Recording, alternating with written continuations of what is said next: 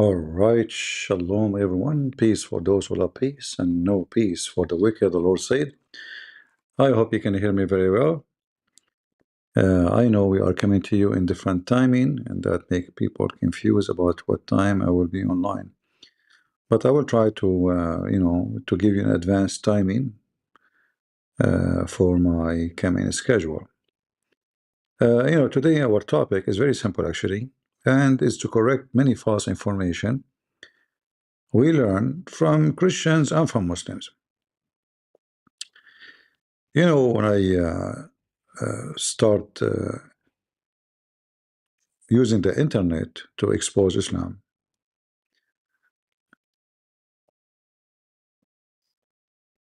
you notice right away that people, they have a lot of garbage about Islam, and even churches, they are teaching garbage about Islam. I'm not saying they are saying Islam is garbage. I wish they were saying opposite stuff. They were saying Muslims, they are from Ishmael, Muhammad from Ishmael. Um,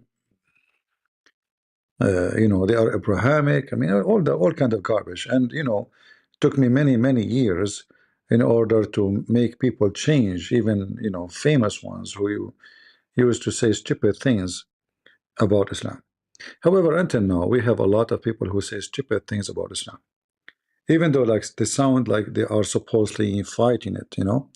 So in the appearance, they sound like they are really fighting Islam. But in reality, if you check carefully what they are doing, you will notice they are making big mistakes and spreading false information between Christians. Uh, and we will give you some examples about those people. And again, the example we'll give you is just not it's not to attack anyone, but to give you the truth. That people, they say stupid things, thinking that they have knowledge. Uh, I will start with this example. Actually, I chose today this example starting with Dawood, because today actually I made a video about a guy, AP. He was making a video. I thought he meant the title. It turned to be he is making mockery of the guy, which is very shameful way, by the way. But we will go for that later. So those who they claim to have knowledge about Islam, they are the biggest poo-poo makers when it's come to Islam. I'm going to ask him to come up right now because he's an expert in Islam. And I want him to tell you, come on up, this is Dr. David Wood, ladies and gentlemen. We will go from the beginning. You know what Islam means? It means submission. Now, it just so happens a friend of mine is here in the audience, and I'm going to ask him to come up right now because he's an expert in Islam. Guys, do you know what Islam mean? I don't know if his voice is coming good for you. He said Islam means submission. Where he learned this poo-poo from? From David Wood. Let me play it again for you, because the sound was not good maybe. This is a big church, and they are teaching Christians garbage.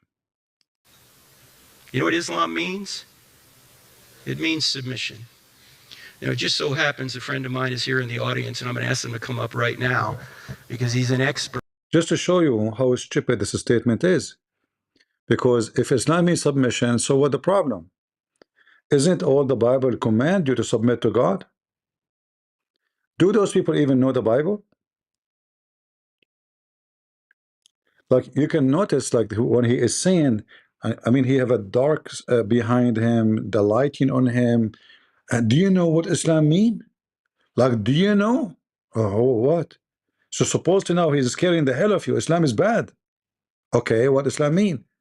Islam means submission. How this guy, he claimed to be a Christian minister, and he do not know that the whole Bible command you to submit to God? Isn't it this is your Bible? Who is the one who says, if you love me, you obey me? Submitting is about obedience. Nothing wrong with that.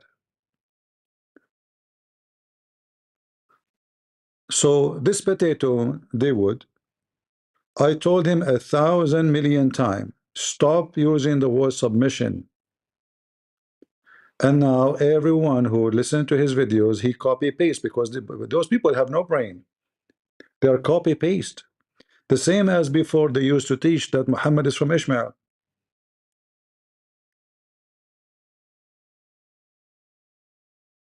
We shout at them, we scream at them. Show me where in the Bible it says that this guy from Ishmael, what's wrong with you?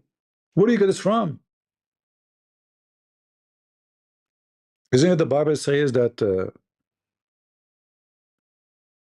Hajar, the mother of Ishmael, she took him, she married him to an Egyptian woman? So his father is from Iraq, his mother is an Egyptian, he married to an Egyptian, the sons are Arab? Nobody want to use his brain. Same here. They give you, so now if we ask somebody what is distinguished Christianity from Islam, they would say Islam means submission. Hmm? Christianity is about submission too. You know, in John 14, Jesus says, if you love me, keep my commands. What does that mean? You submit your will. Isn't it even Jesus? He said to the Father, let your will be done. Your will, not my will. So do you know what Islam means? And where we got this is from? We have an expert for you. His name is Jay Wood, who do not know how to debate. The second he put him in the stage, he make poo. So now the Christians, everyone who attend this church, he go out, he learned that Islam means submission. So how many Christians now they have a wrong and false teaching about Islam? Is here in the audience, and I'm going to ask him to come up right now because he's an expert in Islam. And I want him to tell you, come on up, this is Dr. David Wood, ladies and gentlemen.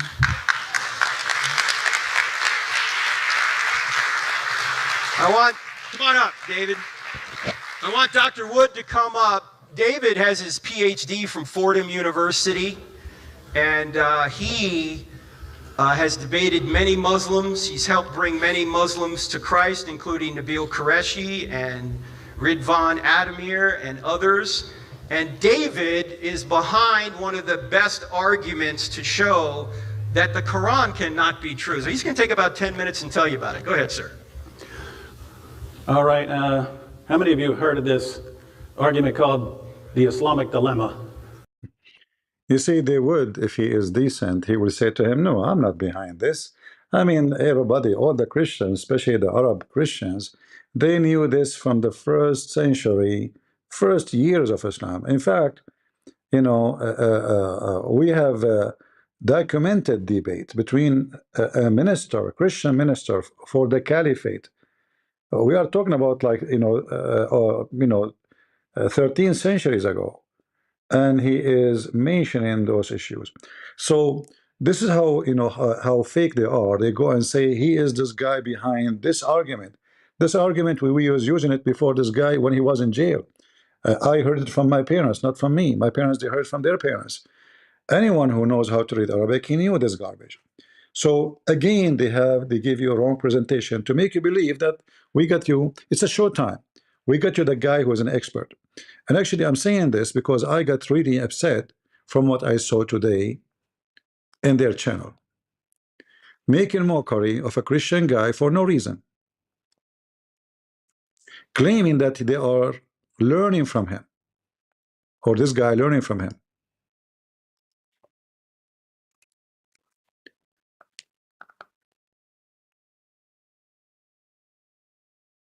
All this by now. Going to give more powerful winger arguments. Don't tell David. How are you guys? Thank you. Yeah, he did say that. He's like, with all these Muslim guys attacking Christians, I think I'm going to have to jump into this whole apologetics dealing with Islam thing. It's like, yeah. The thing is, he went hardcore, man. It's just suddenly Mike Winger is attacking Islam. What really? What is this? People mentioned it. People mentioned it that he was running his mouth over there. So he started running his mouth. And then if you watch the video, you will see AP. He says he learned this from me because I repeating this. I mean, the whole point that this guy, he know nothing and he learned from us. But those two, you put them in the stage, they made poo-poo. And then we have to make 1,000 videos to support them in the debate. Each one of them.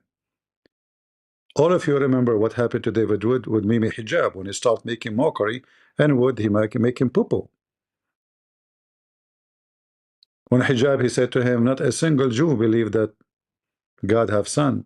If David Wood, he knew the Quran, he would say to him, you're an idiot. The Quran says that the Jews, they say Uzair, son of Allah. David Wood, he made the same garbage when he went to Uthman. Uthman, I was challenging Uthman. This guy, he jumped in the middle. He went there all the way with Shamshun, 3 musketeers. They went to Uthman, they made him famous. In fact, they are the one who made Muslim famous. If you want to get famous, go to Dawood. They will make you rich.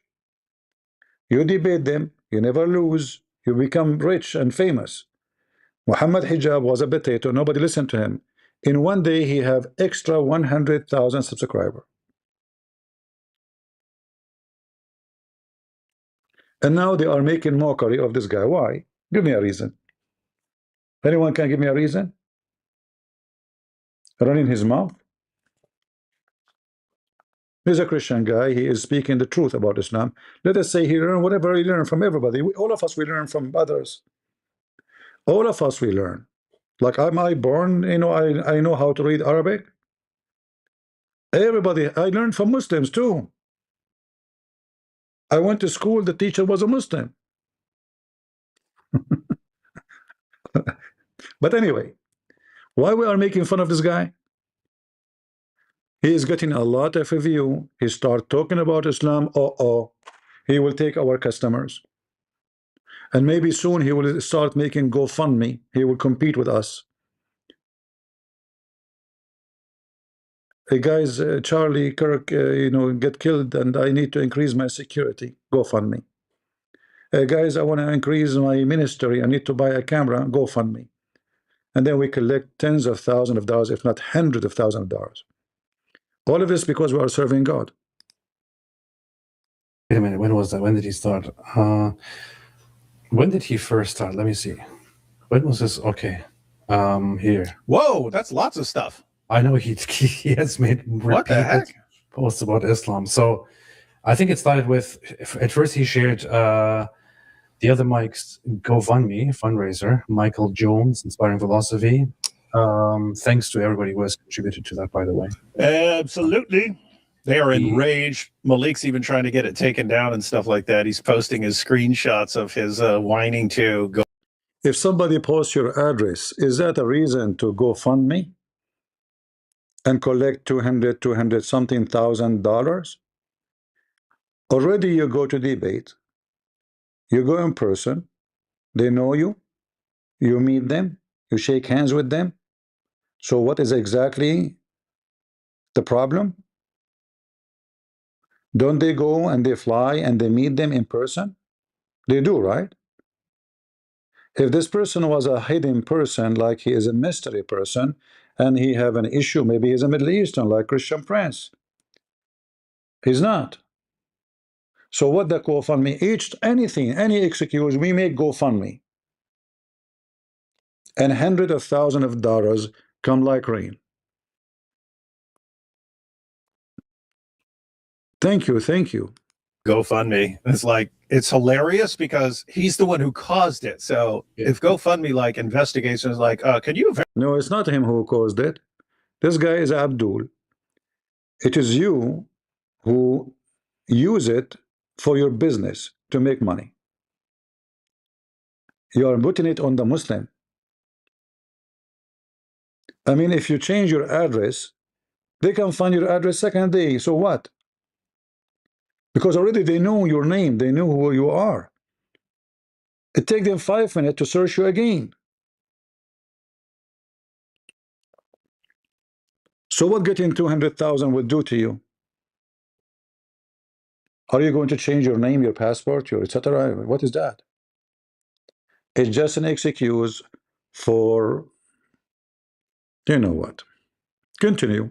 and now they start mocking this person. Verify that you were actually threatened. We have people saying that it's all a scam. Well, yeah, I can show you all these clips from the guy who complained to you, threatening my wife, me, everyone. That's true. So he shared this at first, and then he said, he said the following: due to recent increases in Muslim threats against Christians online, I have made a decision. I'm going to help expose Islam more.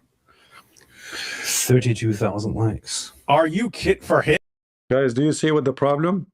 32,000 like. They're upset.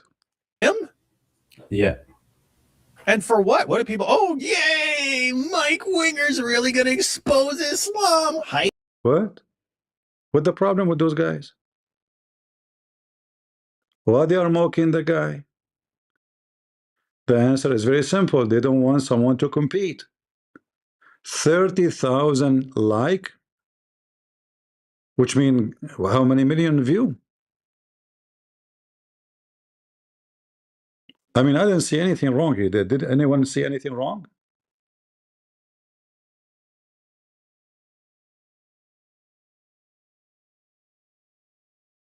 Idly ho, everyone! Here's my new video about Islam. The Wingalings are attacking Islam. The Wingalings. Islam will never recover from the Wingalings. Where's my Wingalings shirt, man? I gotta find my Wingalings shirt. Wingalings. Muhammad had sex with a 9-year-old girl. Muhammad saw his adopted son's wife. Where'd you hear that, Mike Winger? So he made them get to. You know, Winger, where do you get this from David Wood? Because nobody knows it except David Wood. Hey, Winger, we get it from. Do you see the point? They are jealous. This is wickedness. This is not a Christian behavior. They are bullying the guy, even though, by the way, even he mentioned David Wood in a nice way. He did not say anything wrong. He did not attack them. I criticize those people always. This guy, he never did.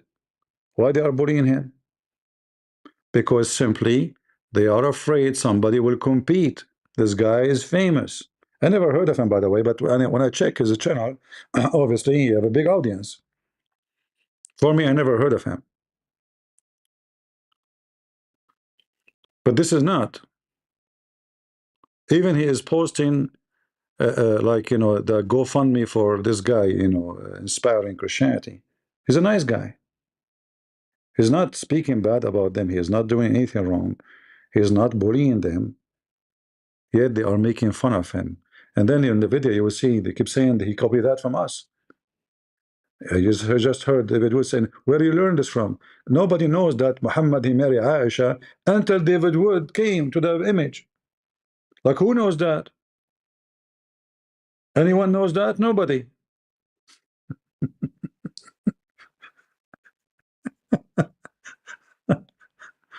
Continue. Divorce so he could add her to his harem of women. And after people complained that he can't marry his son's ex-wife, he outlawed adoption as a rule in Islam to justify this. He said God said so. Where'd you get that information, Mike Winger? Muhammad didn't like people asking him questions after dinner, so he got a revelation that God told him to tell everyone they can't ask him questions after the dinner. It's in the Quran now. Where'd you get that verse? Where'd you get that? Where'd you learn about that, Mike Winger? Oh, could it be my video from years ago? See? Could that be my video from years ago? Where do you learn that from? This is a video of jealousy. Would you know, there is people, they spoke about this for centuries ago. I'm not going to mention my name. You're a potato. Somebody saying CP have a beef with I have no beef. I don't know those people. I never met any of them. They've never been friend. I have no idea who they are. I don't associate with them. So don't tell me about your beef stuff, you idiot. Anyone who says stupid things, I go against him. In fact, nobody supported him as I did. But I'm not supporting them as a person. I support them in a debate. When both of them, they lose debate, I am the one who stood and defend and give them the answers. Go watch their debate. In fact, all of you, when would he have a debate with Muhammad Hijab, all of you were so disgusted and disappointed. And then they start using my videos to respond to what Muhammad Hijab did. I had to make like 20 videos about that debate. It's a fact. Same for this AP. They got intimidated so easy, and they don't know what to say when they are debating Muslims. And now look, where do you get this from? From my video a couple of years. Nobody knows about Islam except him. This guy, he never heard about Islam. He cannot read. David Wood, he speak languages. You know Arabic. Both of those guys do not know Arabic. In fact, Wood, he invited this guy Jay, who speak Arabic, so he can give his show some value. It's a fact. Because none of them knows what Arabic is about. If you want to tell somebody about what this word means, like, you know, when the Quran says what is between his hands, and the translation doesn't say between his hands. Who told you that, AP? Who told you that, David Wood? Somebody speak Arabic. Forget about me, not me. But it had to be someone who speak Arabic. And now look what they are doing. They are bullying the guy for no reason. Where'd you get that verse? Where'd you get that? Where'd you learn about that, Mike Winger? Oh, could it be my video from years ago? My favorite Quran verse? Muhammad seems to have been so confused about what Christians believe that he thought the Trinity was Father, Son, and Mary. He clearly got this from me. Because, He got that from me. The whole video is about he got this from me and he got that from me. Can you believe it? He got that from me.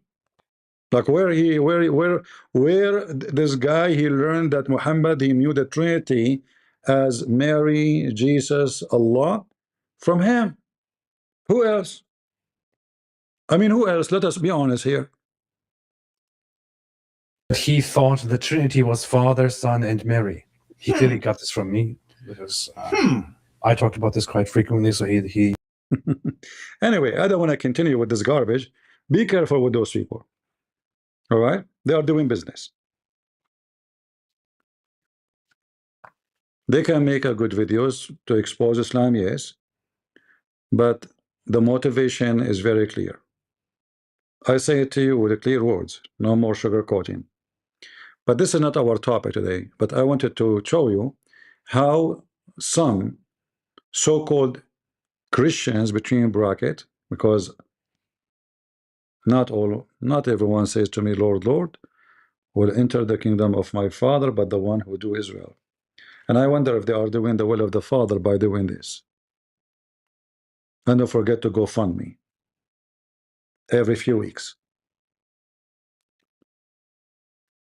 So if we ask now an average Christian, what is the major difference between Islam? He might give you an answer he received from those people. Look at this guy, he's standing like a turkey, as if he's going to war. You know, it just so happens a friend of mine is here in the audience, and I'm going to ask him to come up right now because he's an expert in Islam. And I want him. You know what Islam means? It means submission. You know, it just so happens a friend of mine is here in the audience. Islam means submission. Do you know that? Very bad news. But all of Christianity is about submission. From the day number one, when God, he created Adam and Eve, he gave them command of submission to obey. He told them what is allowed, he told them what is not allowed. And if you do what God said to you, you are submitting your will to God. This is not how you teach Christians about Islam. This is a very foolish, low IQ, low intellect presentation.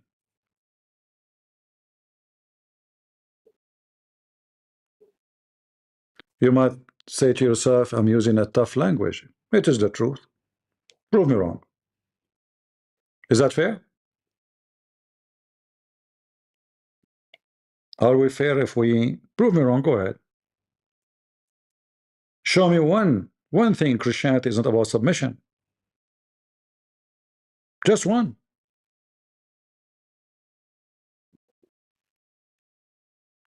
Not everyone say to me, Lord, Lord, will enter the kingdom of my Father, but the one who do his will. Which means you submit your will under the feet of God. And you say, God, let your will be done. The same as Jesus said to the Father, let your will, not my will. The Messiah himself, he chosen the will of the Father. So how that can be wrong?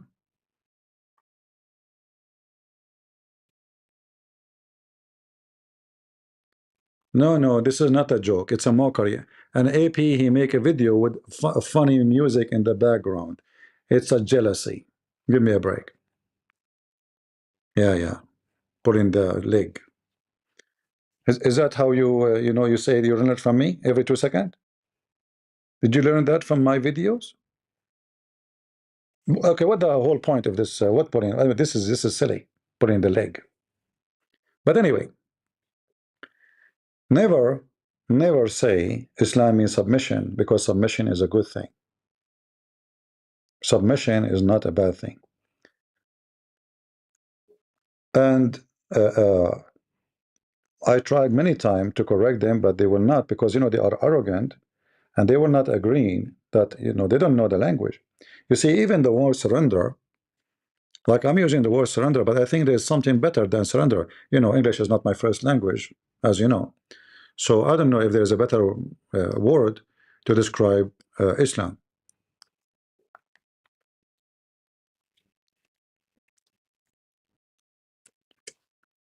And the funny is, and I find it very strange, that he have two Arab, they come in his show, and they never say to him, shut up, that does not mean surrender. Sorry, submission.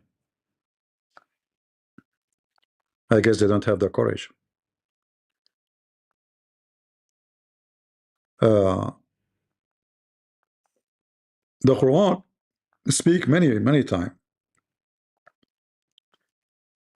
about what Islam is about. But this is one of the most clear verses. Chapter 49, verse number 14. 49, 14.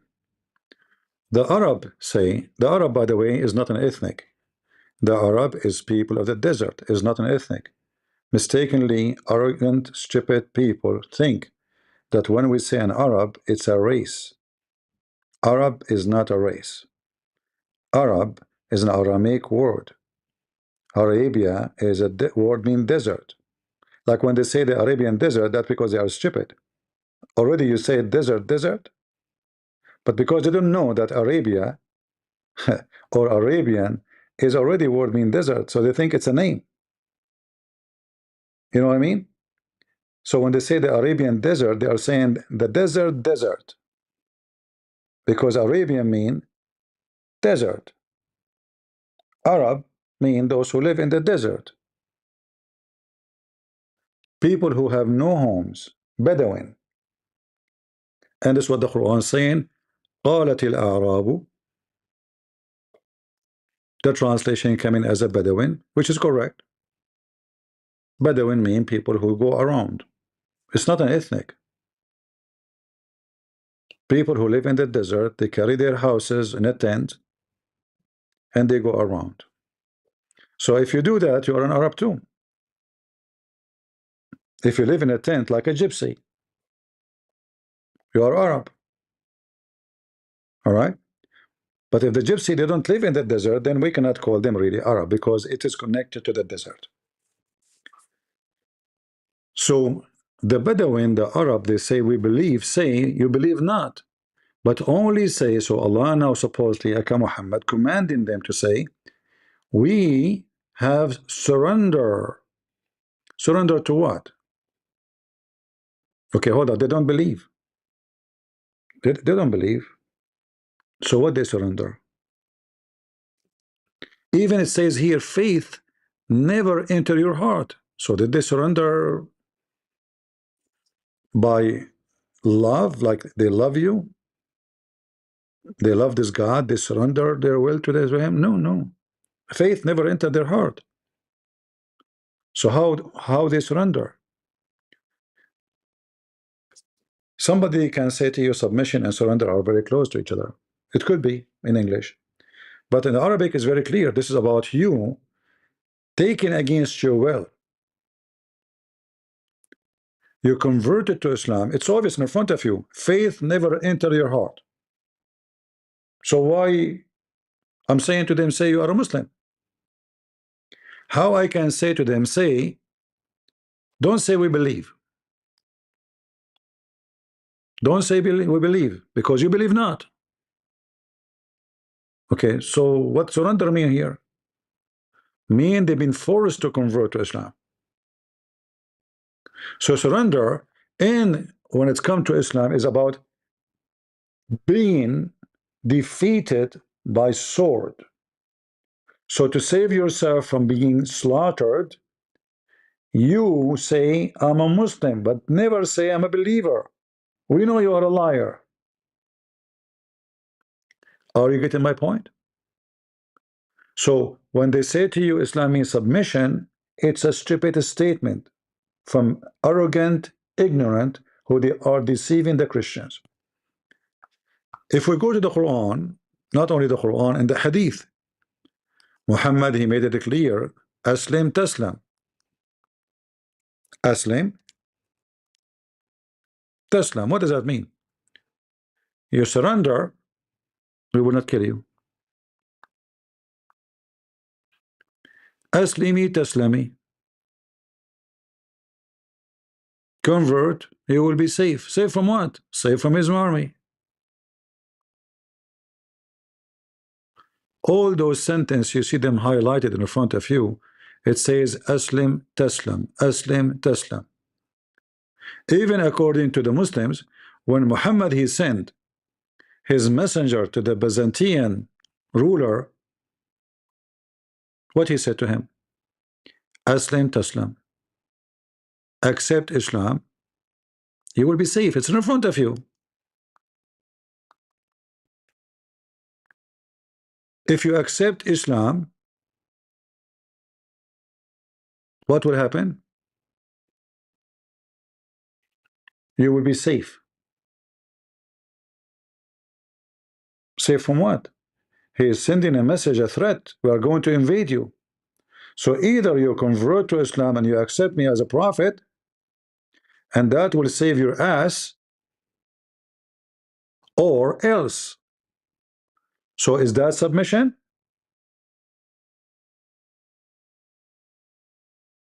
Are you with me? Is this a submission? Let us make it more clear for you. Muhammad, he made it more clear, and actually our Lord, he says, from their fruit you shall know them. Don't the Muslims, they say Muhammad, he sent army to everywhere to, to conquer those who don't want to believe in Islam, and the Quran says in chapter 9:29, fight to kill those who don't believe in Allah. But look what Muhammad, he make it more clear.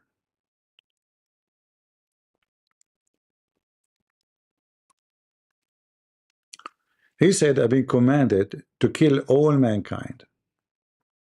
To kill all mankind. And if they say so, until they say there's no God but Allah and there's no prophet but Muhammad, and if they say so, and they do pray our prayer, and they face our Qibla, which means direction of prayer, not only you convert to Islam, not only you, there's many things to follow. And if they do all those things, and then and only then, their blood is safe and secure from my hand. Do you see it? Is that what surrender is about? I mean, a submission? This is a clear statement that I've been commanded. It's not about, the Muslim, they say to you, if somebody fights you, don't you fight him? Islam justify killing non-Muslims because the second you don't accept Islam, you are fighting them. You are at war with them. I have been commanded To kill, not to. If you see for the word in Arabic, qatilu, which means fight to kill, not fight. Fight by maybe because we can fight an argument, right? Like a debate which is hot. We say they are fighting over something, arguing about something. Here we are talking about army carrying swords and weapon, going after other nations to rape them, to steal their money, to rob them, etc. Until what? Until they stop fighting me? No. Until they stop invading me? No. Until they testify that there's none have the right to be worshipped but Allah, and Muhammad is his messenger. Muhammad, very important, right? And offer the prayer perfectly and give all the obligatory charity to pay Muhammad, and they perform that way. They save their life and their property from me, except by Islamic laws. So if you give him the zakat, still you have to pay Muhammad money. If you say the shahada, if you pray as he pray, if you obey him, let us say you obey him 100%, then your life, your property, your women, your children are safe. Is that what submission is about? So they are giving you false information. So what is really distinguish Islam from Christianity? None of this. Still, we did not go to the topic. We are just showing you the mistakes the Christians they go for when they speak about Islam, because they learn when somebody became famous, known, they think because you are famous, you know. Well, let me tell you something. Oprah is very famous and very dummy too. Go to listen to Obama, see what he say about the Bible. Listen to Trump, he's very famous, idiot. He praised even Taliban, Trump. He says, who can fight Taliban? I mean, this is the most dummy person ever. Famous doesn't make you knowledgeable. Famous is you. You get, let us say, lucky in this social media. Something pushed you to be in the front, and the second you are like, it's like when somebody there's a tsunami or a wave put you in the front of the wave. People they forget about all the rocks and all the trees in the back, but the first one everyone see it because this is the beginning of tsunami. Let's say so somebody is pushed, and then he became famous, and then he think he knows, and then those who think he knows, they think he knows because he is famous. Otherwise, why is famous?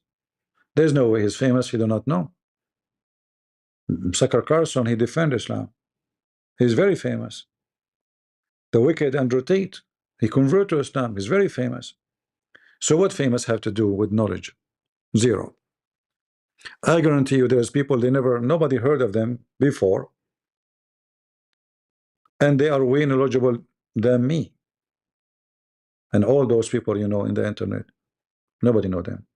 What knowledge have to do with being famous? This is absolutely stupid. So what really differentiate Christianity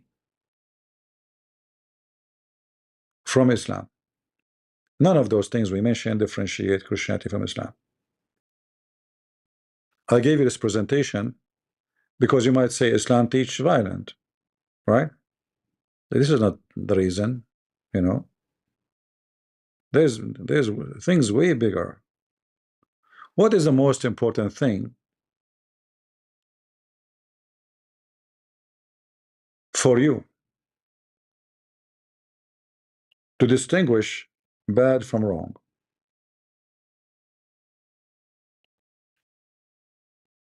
Can somebody tell me what is the most important thing which distinguish bad from right, sorry, wrong from right?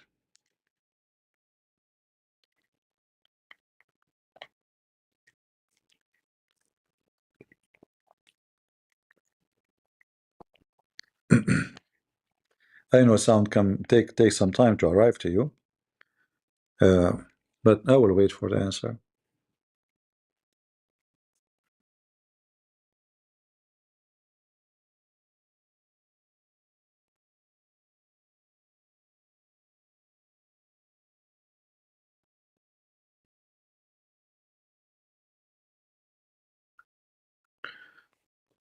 Love is the foundation of the world. All right. Morals, love, truth.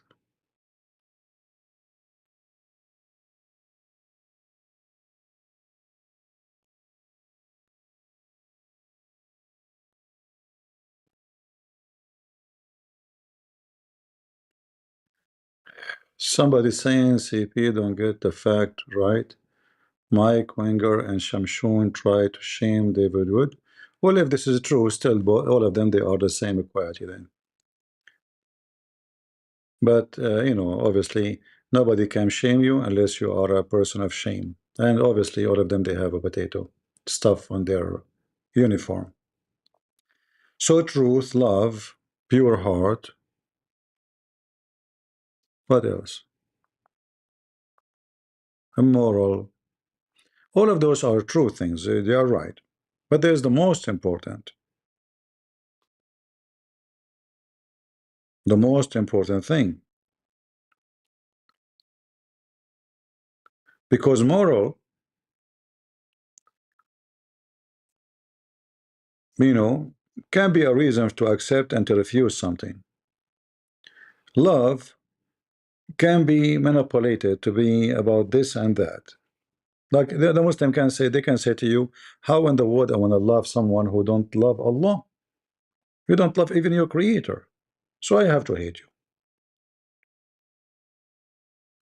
They can always justify all those things. But there's one thing the Muslims cannot fix, which is God. It's clear and obvious that their God is not our God. So, the one and the most important, that the God of Islam is not our God. So it doesn't matter what they believe in. It doesn't matter. Let us say their book is full of ethic, for the sake of argument. Let us say Muhammad did not teach violence, he teach love, for the sake of argument. Let us say Muhammad, he never was a child molester, he never been a rapist, he never been a gang leader. But still, this is not how to distinguish, because then they can say, well, we have love, we teach love. You can get someone says to you, what about Buddha? You know, everybody can find a way to come to you. The most important thing between us and them is God. Their God cannot be our God, for a very simple reason. Not only have different name, not only the Muslim they never saw, they never spoke to him, not only he never did miracles, he is not even a spirit. So we have a major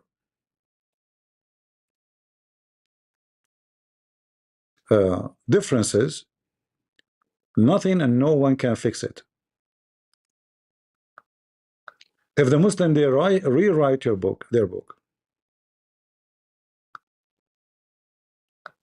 they cannot fix it.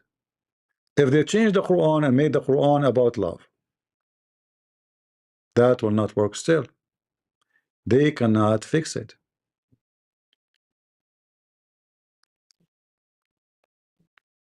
When the Bible from the first page make it clear that God is a spirit, then now we have identity and nature of the God we speak about. So if somebody present to me a rock, this is not my God. If somebody present to me an idol, this is not my God. If somebody present to me a God who have no spirit, this is not my God. Very simple. Without even looking for what he teach, what he do, how he look, none. In John 4 it says, God is a spirit, and his worshippers must worship him, or worship in spirit and in truth. If we go right now and we search, is Allah a spirit? Let me search for you.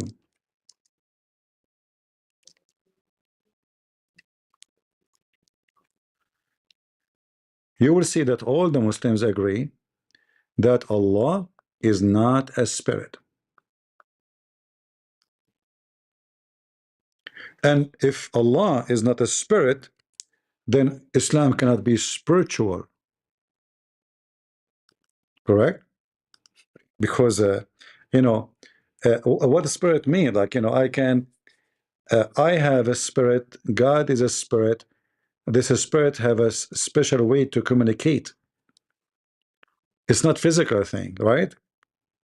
It's like, like you receive a phone call, right? But nobody there next to you. You hear the voice of the person, he talked to you. He talked to you, you listen to him, you have a conversation, but there's nothing physical. Now, for sure, we are not saying the phone call is a spirit call, but just giving you an idea how a spirit is a high, let us say, a performance of God and high nature quality of God, which is destroy logic of nature. Because simply, in order to talk to you, I have to be in front of you physically, and then you can hear me. But in the spirit, that is not necessary. A spirit can communicate without physical existence. So here you see the Muslim, they say that Allah for sure is not a spirit. Spirit is a creation. Allah is not spirit. So the Muslim, they understand the spirit that it is something created. That because simply Islam is stupid cult.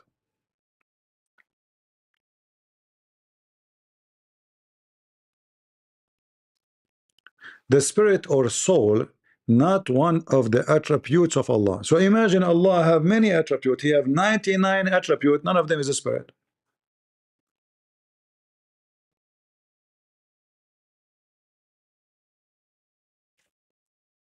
Right?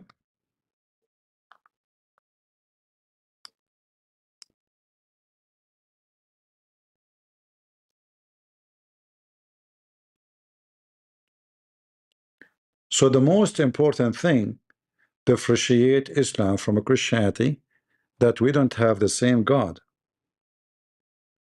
Because many, they think the different that the Muslim, they believe in Jesus, but they believe in him as a prophet. That's stupid to say. This is not the reason. We don't have the first same God from the beginning. So there's no need to argue about Jesus there, because Jesus is not there. If the Muslim believe in different God, how we can say that they believe in Jesus? Are you with me?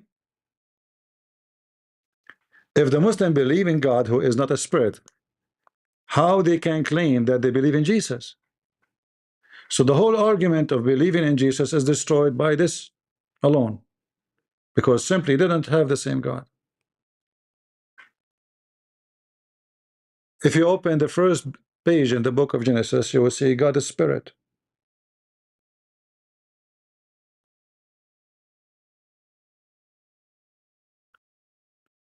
The spirit of God is always mentioned in the Bible, and anyone who deny that God is a spirit, he is no Christian, right?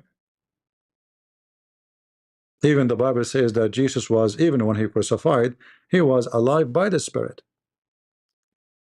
So the body was dead, but he was alive by the spirit, because spirit don't die. All right. In the book of Isaiah, this is not the New Testament only, like saying that God is a spirit. You will find that in the Old Testament all over.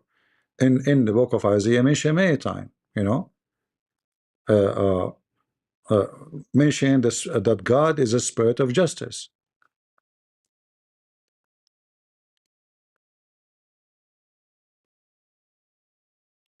In Isaiah chapter 31, It says, now the Egyptian are men, are not God, and their horses are flesh, not spirit. So nothing godly about them, nothing godly about their God, because simply they are in spirit. So the first identification for what is belong to God and what does not, that God himself is a spirit. Now this spirit is a spirit of good, because there's spirit, there's evil, there's demon. So when we speak about God as a spirit, we are talking about a unique spirit, which is the creator spirit, not just a spirit.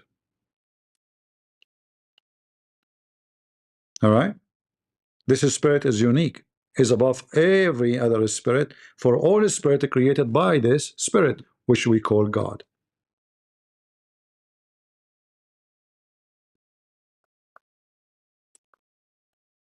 So now if we come to the conclusion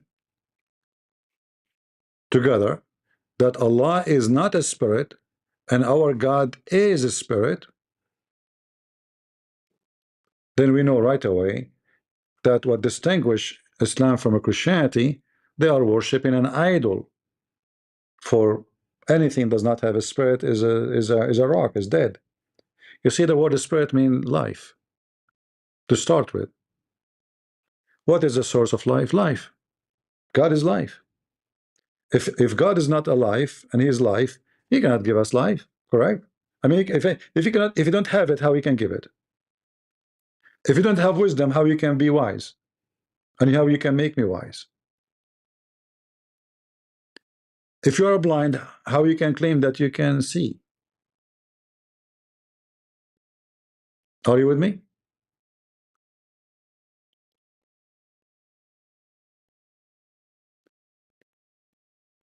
And as you see, the Muslim confirmed that Allah is not a spirit. He have 99 attributes. One of them is the arrogant. Look how stupid it is. The other one is the mu'min, which means he's the believer. Allah, he believer. All kind of stupid things, you know, is given as an attribute to Allah, supposedly. However, we will find that Muhammad, he have 99 attribute too, because Muhammad is Allah. Muhammad, he hijacked everything around him. He heard about Jesus. He said, let me use his name. He heard about Mary. I will say Mary is a virgin, so the Christian will agree with me.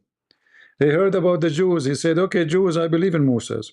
He heard about the Sabian, all different, you know, they don't agree with each other. Muhammad is like you know, a scammer. Everybody is a friend. He never say no to anybody. As long you accept me. Say, you know, accept me, you are going to go to heaven. This is why you see Muhammad, he says in the Quran, that those who they are Jews, and those who they are Christians, and those who they are Sabian, they will go to heaven and they have no worry. But this is in the beginning when Muhammad was trying to convert those people to agree with him. No problem, you can stay a Jew. No problem, you can say Christian. No, but the Sabian, they believe that the God of the Jews is evil. How Sabian, who don't believe in the God of the Christian and the Jews, they will share heaven with the Muslims and the Jews and the Christians. The Muslims have different God. The Jews, they believe in God the Father, not the Son. The Christian believe in God the Father, the Son. The Jews, the Sabian, they don't believe in God the Father, neither the Son, neither Moses. In fact, they believe Moses is the enemy of their God. They believe that Adonai is the most evil creature because he killed their Sabian king, which is the Pharaoh. Because the Sabian, they believe that the Egyptian Pharaoh was a Sabian. So he's their enemy. Not the king himself. Moses is their enemy. In fact, in their books, they teach that Abraham is evil and his God is evil. Why? His God, he commanded him to do circumcision. Circumcision is an act of evil according to Sabian. So how those all they will join in the same heaven? when they have totally different gods and they have different belief?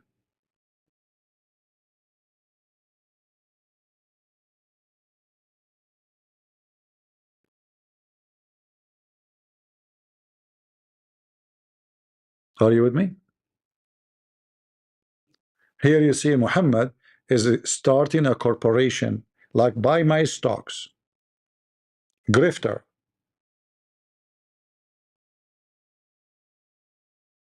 Even though each one of them have different God.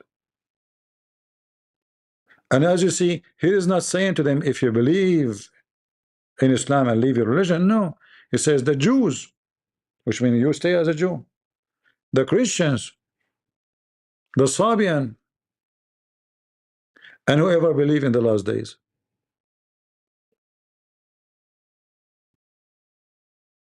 Right?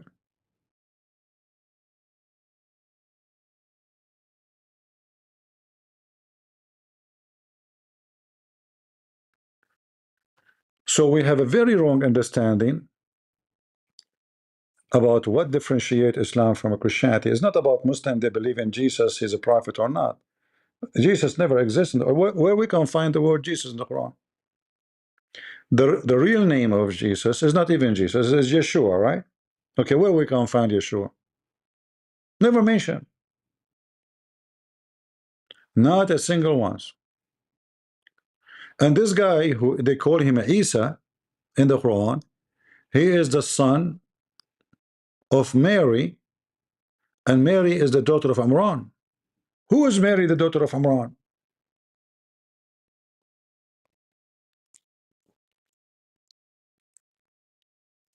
Imran is the father of Moses. In Hebrew is Umram. According to Muhammad, because he's hijacking, you see, Muhammad, because he lived with the Jews for a long period, not with the Christians. He adopted a lot of things from the Jews. And because he's stupid, the Jews, they speak about Maryam, the sister of Aaron, the daughter of Amram. The stupid Muhammad, he's suffering from flight of thought and flight and what they call it, time traveler. So suddenly Allah, he chosen from the whole world the family. Allah, he elect Adam. You see how stupid this, how Allah he elect Adam. He chose Adam. This Adam is the first man, he cannot be chosen. Chosen is to be, there's many, I choose one. If he is the first man, he's not chosen. So Allah chose Adam, Noah, and the family of Ibrahim, and the family of Amran from all the world. Okay, hold on. So Amran is coming from where? What family? And how? What does have to do with Jesus? Because Muhammad, he think that Amran is the grandfather of Jesus.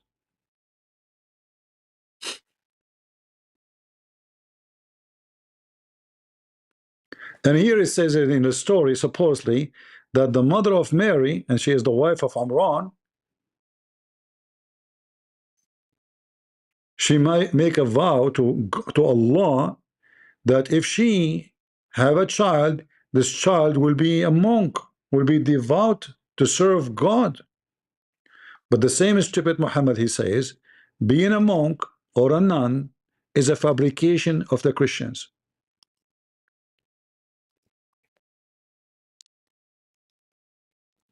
You know, when they say to you the dilemma in the Quran, and they mention that this is about confirming the Bible, this is a stupid argument too. Because what dilemma? There's a billion dilemma in the Quran. Dilemma is about contradiction, and all of the Quran is contradiction. So in chapter 5 verse number 82 it says that priests and monks are great. Read it. They are not proud, they are wonderful. Chapter 5 verse 82. The same Quran saying that being a monk is a fraud.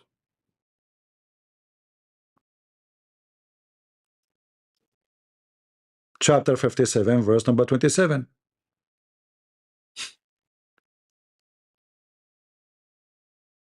Do you see it? They fabricated these things.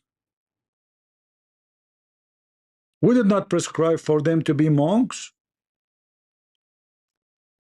They made it up. They invented that. So how you praise them for being monks, and then you condemn them from being inventing, which means you are a fraud.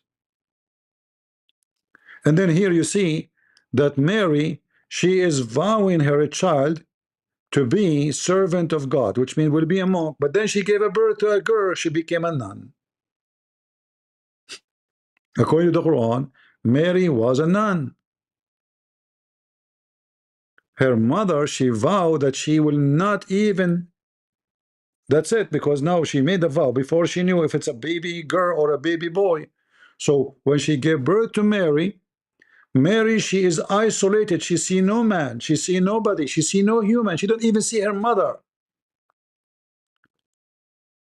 She see only the priest Zechariah. She is jailed nun. She is inside her room, spending her life there.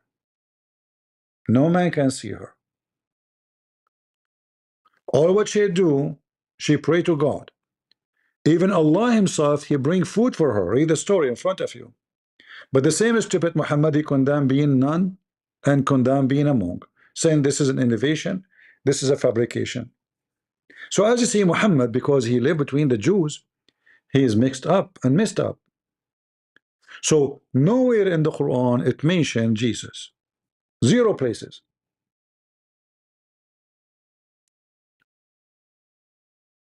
For this is the grandson of the father of Moses. This is the nephew of Moses. Muhammad, because he is an idiot as usual, he heard the Jews saying that there is a woman, her name is Maryam. She is the sister of Aaron. In fact, you know the verses in the Bible say it clearly the same as as Muhammad, he mentioned it in the Quran. You know, he's copying exactly what he heard from the Jews, that okay, Maryam is the sister of Aaron, the sister of Moses. He copied it, he put it there.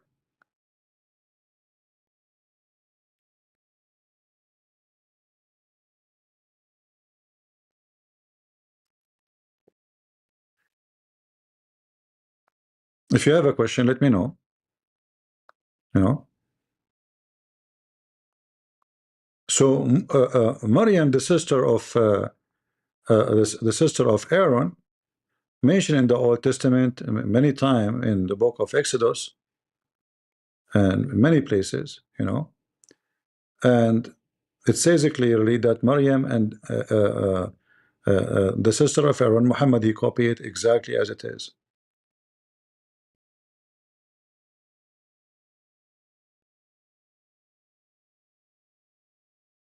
And now the Muslim, they keep saying, when a Jewish person, he came to Muhammad, he told him Maryam is not the sister of Aaron. There's hundreds of years between them. For sure, hundreds of years is nothing, you know. The timing is a huge difference. Muhammad, now he have to fix it. He says, oh, they used to call them by their great ancestors, but she is not from the ancestor, and Aaron is not a great prophet. He's nobody really in the history of the Jews. Not a big deal. If you go to Exodus 15, it says, then Miriam, the prophets, the sister of Aaron. Maryam, the prophet, the sister of Aaron. Muhammad, he copied it, he put it in the Quran. He heard the Jews saying Maryam is the sister of Aaron. You notice here that Muhammad, he did not say Maryam, the sister of Moses.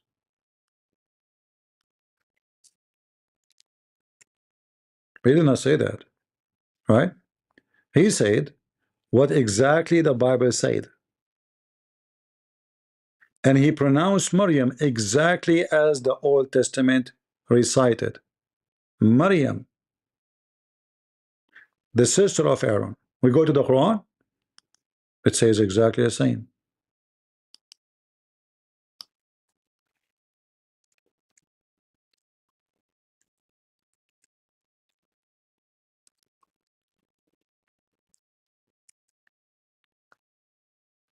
Maryam, not Mary, Maryam, the sister of Aaron. You see that the name of the chapter? Maryam. What the word mentioned in the Old Testament? Maryam.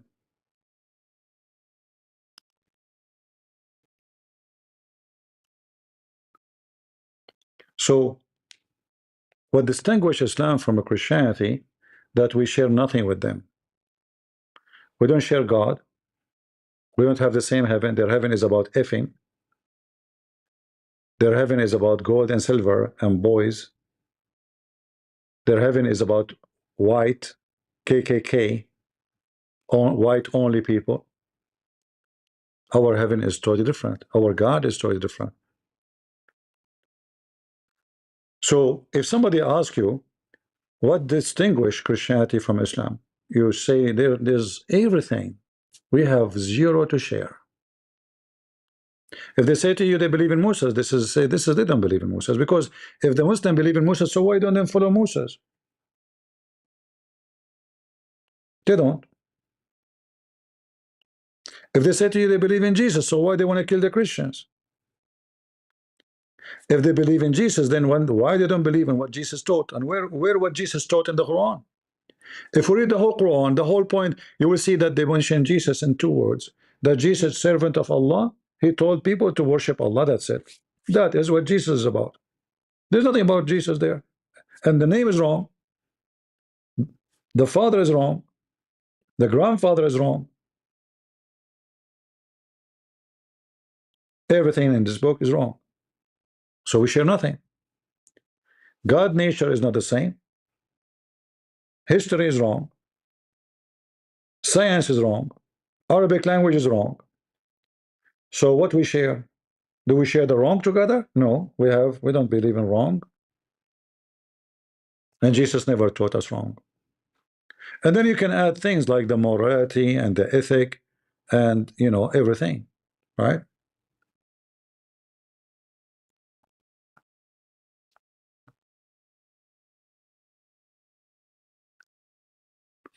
Somebody saying, I cannot believe, let me show you. Give me a second.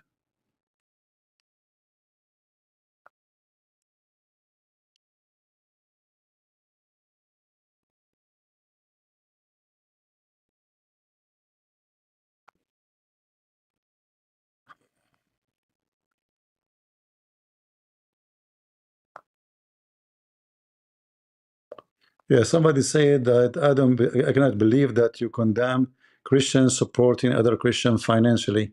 You can support them. Don't you give super chat? Don't they have Patreon? Why every few weeks they have a GoFundMe and the excuse is funny and laughable? This is not finance support. This is a grifting. How many times Muslims they post pictures of a Christian prince and they post addresses? When the last time I ask you to go fund me and give me hundreds of thousands of dollars?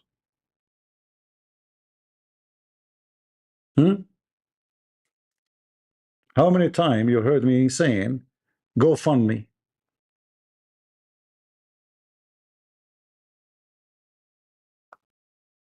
Those people, they go in person, the Muslims, they see them, they shake their hands with them. If they are at risk, they will be dead long time ago. Is that correct? If you go in person and you debate the Muslims in person, you fly even to their own town, and then you claim that they know your address and you are at risk, and go fund me. Can be acceptable if you are unknown. Nobody know you. Nobody saw you. Now they found me. Are you with me, guys? If you go and you meet them and you shake hands with them and you give them a hug, and then you claim that the Muslim, they found my address. Well, if you are scared from the Muslims, then why you go and meet them? Why you fly to them? I criticize as I wish. You don't like it? Don't come here. I criticize people who take advantage of the good-hearted Christians. You don't go and meet with Muslims, shake hands with Muslims. They go to Uthman. They hug him. Watch the video. Hugs, hugs. You know hugs? When they make a video about Uthman, you would think those people are enemies. They see Uthman, they hug him. And then go fund me. I mean, who is stupid here? If you are worried about your security, then you will not go and meet them. You fly to their towns. Not only you meet them, you go to their mosque. Is that true, guys? Is it true that they go in the front of the mosque full of Muslims? Or I'm lying?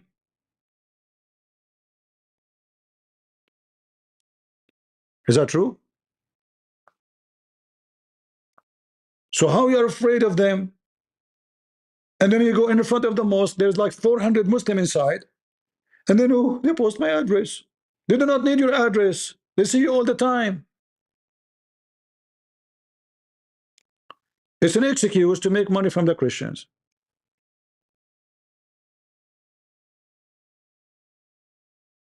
I will believe this if those guys never show themselves.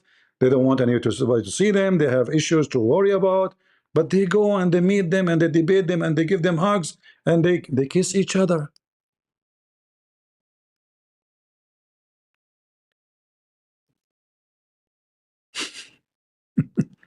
Anyway, you don't have to agree with me.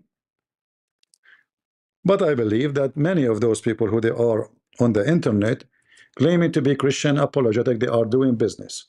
Pure business. Have nothing to do with God.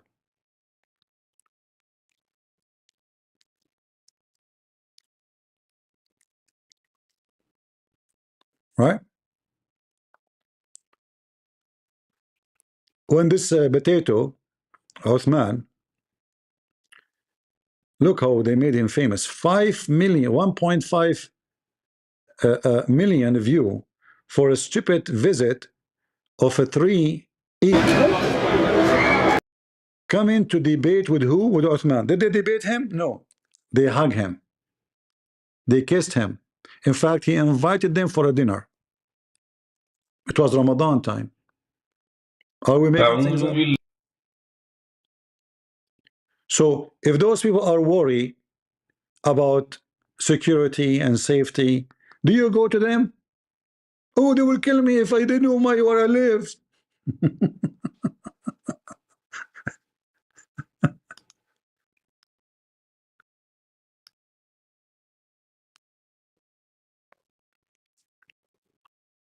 What is the word language in our English? Gullible? Gullible? Are you the gullible?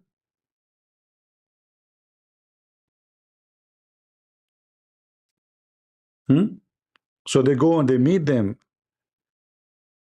and they are worried about anyway, you have your opinion about them. I have my opinion about them. I believe many of those who claim to be Christian apologetic, they are doing business. And the proof of that is GoFundMe. Go check how much money they made in the last year alone. It's not enough all the money they collect from Super Chat. Thousands every time go live. You know what thousands? Thousands. And yet they don't have money to fly. GoFundMe. If they want to buy a camera, GoFundMe. And then each time they make tens of thousands of dollars. And then you say to me, you know, they are decent. It's up to you.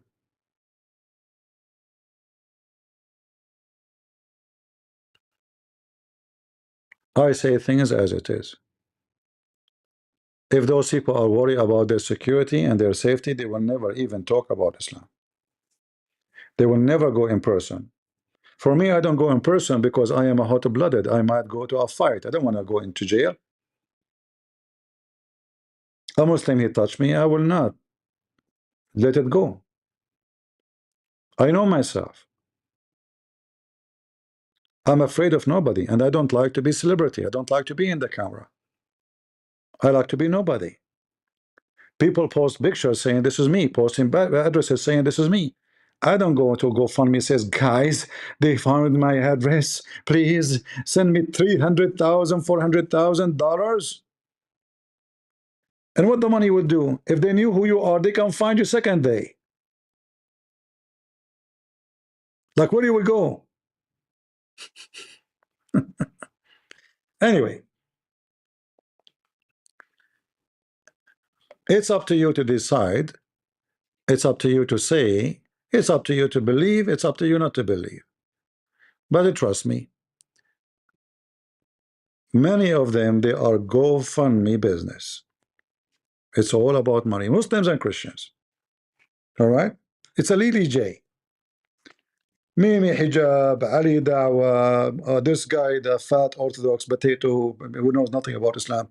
All of them is about money. Buy t-shirt, buy my hat, buy my socks, buy my etc. But is missing buy my underwear. And the naive ones of you, you know, you give money. I'm not against you to support people who need, you know. No, I say to you, support anyone who you think he deserves to be supported. But it's obvious we are talking about millions of dollars. You know what millions mean? Millions. You yourself, you dream to have such a support. If any of you right now get cancer and you make a post, how many of those people will support you? None. Do you know why? Because people, they worship celebrity. If any of you, and you are a good Christian, you are here, we like, you know, you support, you are a believer, you are wonderful, and then you say, guys, I'm going through. Who's going to support you? They support the famous, not because they deserve it, just because they are famous. Is that right?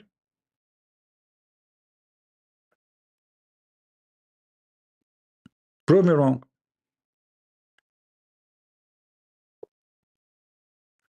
And always, and sometimes they make it emotional, you know, to make you like feel for them, cry for them. They are professional.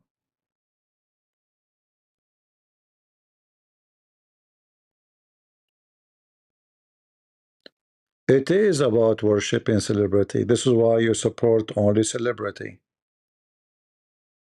The more famous they are, the more you support them. You know that those people, they made it from super chat, thousand. Go check every time they go live how many thousand they make in every day. Why they need super? Why they need GoFundMe? You tell me. It's just a question. The super chat is coming like rain. You know what rain? Hundreds of dollars. By the end of the day, maybe they will make at least every day 3,000, 4,000, 5,000. Why they need GoFundMe? Guys, they really threaten their family. They threaten me every day. So what if they threaten your family? What GoFundMe can do to you? Already you have the money. You tell me, if somebody threat your family, if I give you $200,000, what that will do?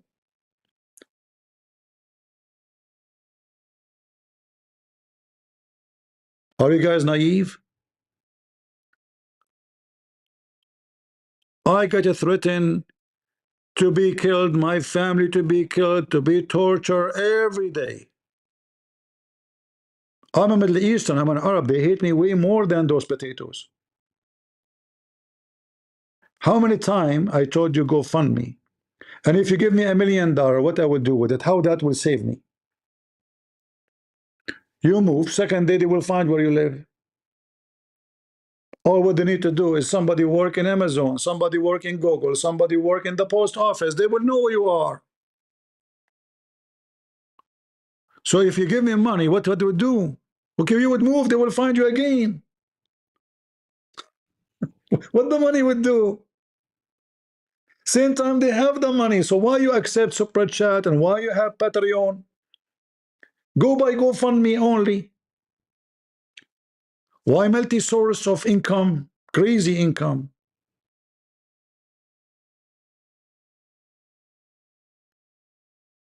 It's up to you. I warn you. If you are a fool, you are a fool. None of my business. But you give me money, that will not enhance my security. If you say I want to donate to you, I like you to have a good life. Thank you. But if I use you, fooling you, saying to you because of my security, I'm lying to you. Because I go and meet them in person.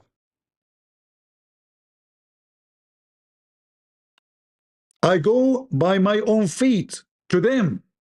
So if my life in jeopardy, then I will not even be there. I will be hiding. Have you heard of somebody, his life is at risk and he go to the mosque?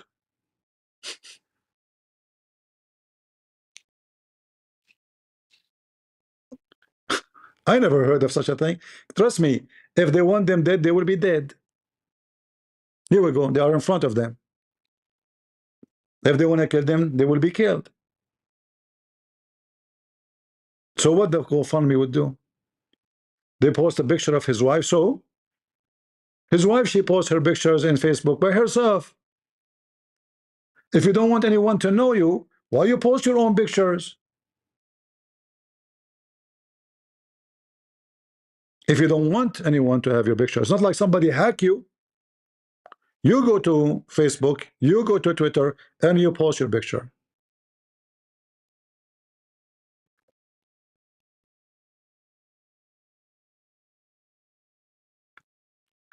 So I warn you, if you are a foolish person, you are a foolish person. I see people, they are going to the Muslim, they are laughing, they are hugging them, they are joking together.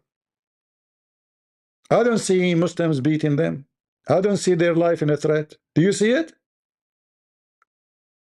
So Abdul, he posted his address. They knew your address.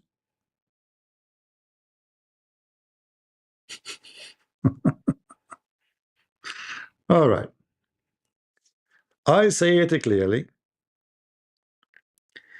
The picture, who cares if they're from the past or from the future, my friend? This is not the topic. The topic is, as long you are known, you are known. Asking for money, that is not the way to be unknown anymore. It's too late. The second they know you, they know you. It doesn't matter. You move your address, they will find you. If you have any Abdul who work in the post office, he can get your address in 2 seconds. Even if you change your address 1,000 times.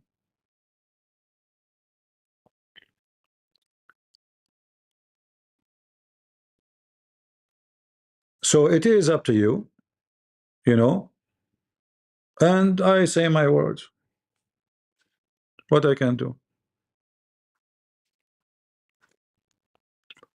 If my life at risk, what you will do to me? How your $200,000 can save me? Move? I do not need 200,000 to move to different location. Already, if he is already renting, he just change the location. They take a U-Haul and move. Already they are making income from Super Chat. Nothing changed. Their work is online. This is their full-time job. So nothing changed. Move to different address. I will make any excuse to make money.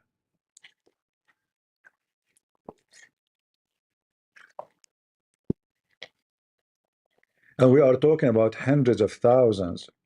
How many years you need to work to collect 200,000? Be honest. They make it in a day. You know what a day is? This is the biggest business. This is amazing business. Why I want to study, be a doctor?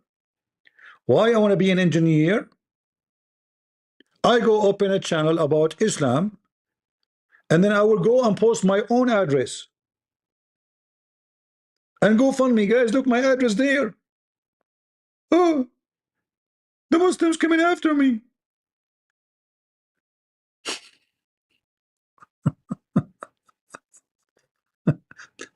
And then I go to the Muslims and I hug them. You're Hasumu then. No, I'm not a sumo wrestler. You're not Hasumo? No. What's your name? My name is Hasamu Shimon. Hasamu? Yes, sir. Right. Yeah. Okay, so I just want to get to know who you are, bro. Why you all... Hey, Whoa. Go ahead. Calm down, yeah. Bye. I just asked him. I know, but you were acting like somebody was getting up at you. I think. Oh, no. Good conversation. Very friendly. Even there is a video, they are giving hugs to each other. Anyway, I say my piece. It's up to you. If you are smart, you are smart. You are a potato, you are a potato. We go back to our topic. Anyone have a question for me? Anyone have a question? If I am afraid from Muslims, I will never go and meet them in person. If my life at risk, I will not fly to them. I fly to them. And then I say, oh, I'm afraid of them, they want to kill me. If this is true, you will not fly to them. If your life at risk. There's nobody go. He knew they will kill him. They knew they go there because they knew they are safe. But it's up to you.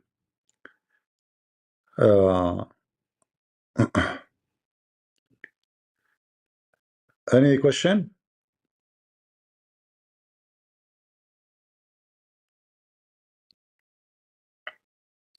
Don't let people fool you, lie to you, and use you. You don't make your money. You don't find your money in the street, do you? Do you? If you find your money in the street, and then you give it, and you know, easy come, easy go.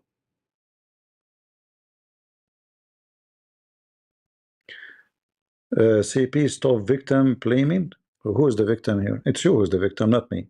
I'm the last one to be fooled. It's you who's the victim. Do the Muslims believe that Allah is not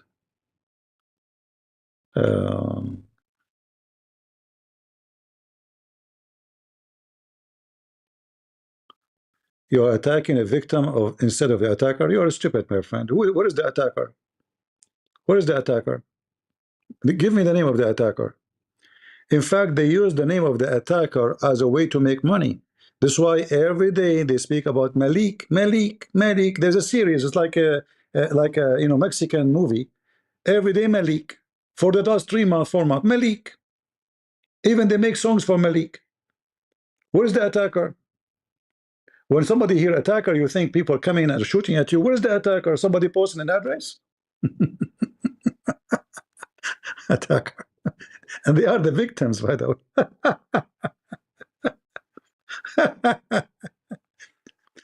You go by your real name. Anyone can put your real name in the internet and he can find your address.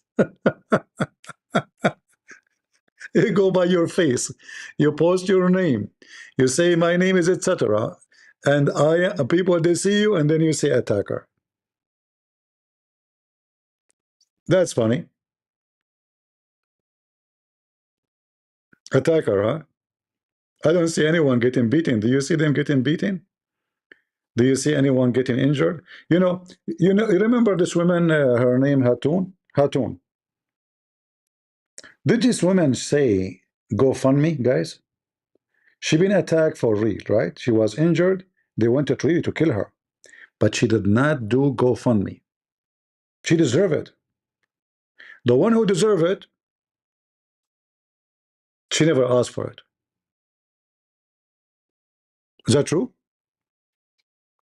She been attacked for real. They have a plot to kill her. And the guy right now who wanted to kill her is in jail. But she never went to GoFundMe. Is that true? If Hatu, she can make it without GoFundMe, how they could not? Those are men.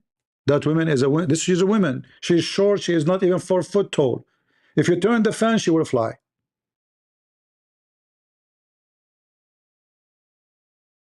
But she did not cry, claim to be, victim, and go fund me.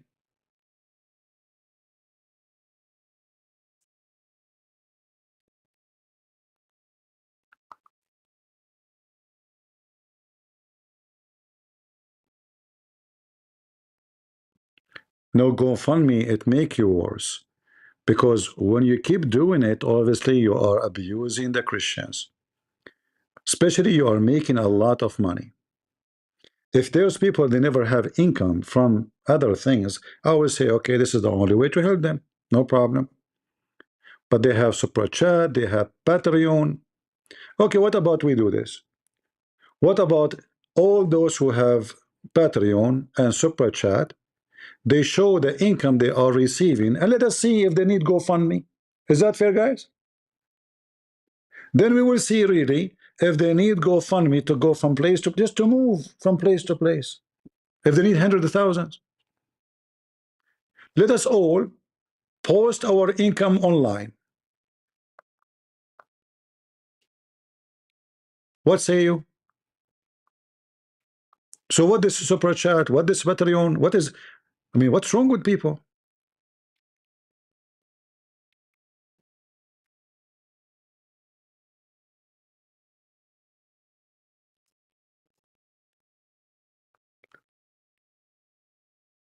Okay, guys, I need to buy.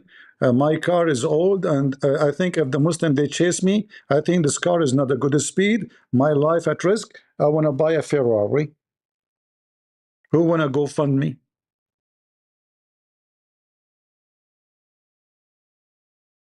Hmm? I can find a billion reasons to go for GoFundMe.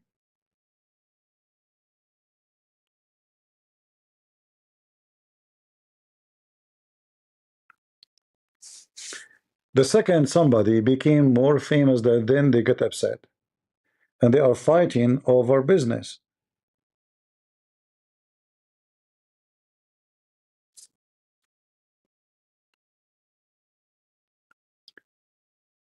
Anyway, you don't have to agree with me. But as the Lord he said, from their fruits you shall know them. Is that fair? They, like, they are. If I want to expose somebody, how many videos, all of us we made about Mimi hijab taking a woman to the hotel. All of us we did, right? Because this is part of Islam, by the way. It's, just to expose them. And then we find that this guy is cheating his wife. So the same time he was making videos about Mimi hijab taking a woman to the hotel, he was taking a woman to the hotel.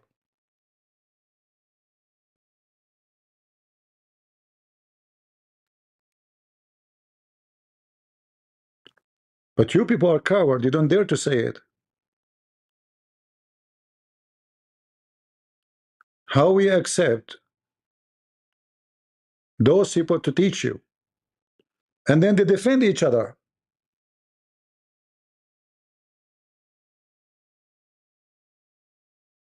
So I make fun of Mimi Hijab, how the scammer he is. He take the women. When we invite Sister Aisha, she became sister, and not only they invite her to her channel just to get a click, and they allow her even to preach Islam, and they never even get her busted,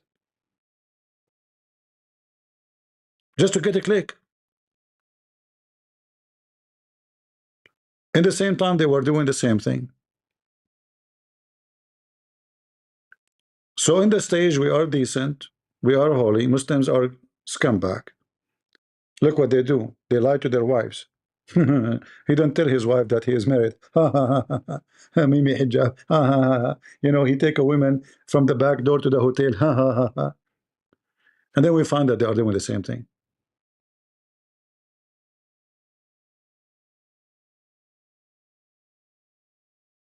And then, yeah, they say that they have a ministry. This is a ministry. Ministry. And then because somebody, he got them busted, and he start exposing them because he's wicked too, like them. then the truth come out. Otherwise, we will stay going blind, all of us. But don't forget to GoFundMe. What about we GoFundMe to the woman who lost her husband because he was cheating on her? She is the one who needs support, not the husband.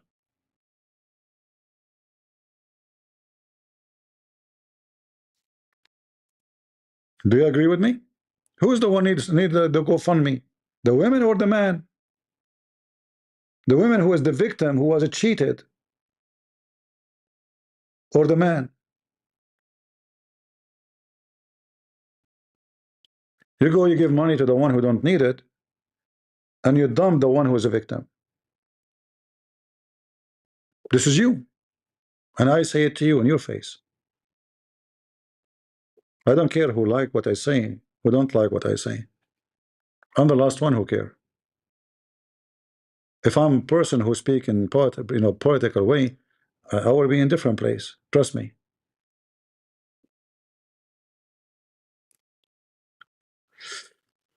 All right. I don't agree with them using clickbait, but David Wood is not actual mocking Mike, their friend. All right, maybe I get it wrong, maybe. But from what I hear, the both of them, they agree that they are saying that he learned from them. Everything they learned from them. For me, the whole video doesn't make sense. There's a million things to talk about. Those are entertainment show. Do you learn anything from their videos, really? It's only Azot, Islamic Dilemma, and they're the same thing. Did it teach you languages? Did it teach you a background of history? Did it teach you anything? It's a short time. All right. Jagdish, thank you very much. Anyone else? Okay, Hamzat. I hope more people support you, CP, and deserve more. Thank you very much. I'm not asking people to support me, by the way. I'm not complaining. The Lord is my provider, and God is good. God is good. My Lord, He never left me alone. Even in the most darkest time, the Lord always support me. If I am a person who, cry for money, I will never give one copy of my books for free. Most of my books translate to many languages. I give them for free. Here where I am right now, we print books and give it for free. Totally for free. I'm the only one who said to people, go and donate to those people, not to donate to me. My videos are there. Stop donating to me, give to those people. They need it more. This is not about supporting me, my friend. I don't complain. I'm happy that if the Lord is with me, who could be against me? I am sure I will never be hungry. I'm sure I never be homeless. I'm sure I will never be in need, because the Lord is my provider. Because even when I'm hungry, I am satisfied. Because trust me, I've been through a lot of harsh time. I never complain. In fact, most of my life fighting Islam, I never asked for a donation for a penny. This is new. This is new. I was speaking about Islam before those guys even they knew what Islam is about.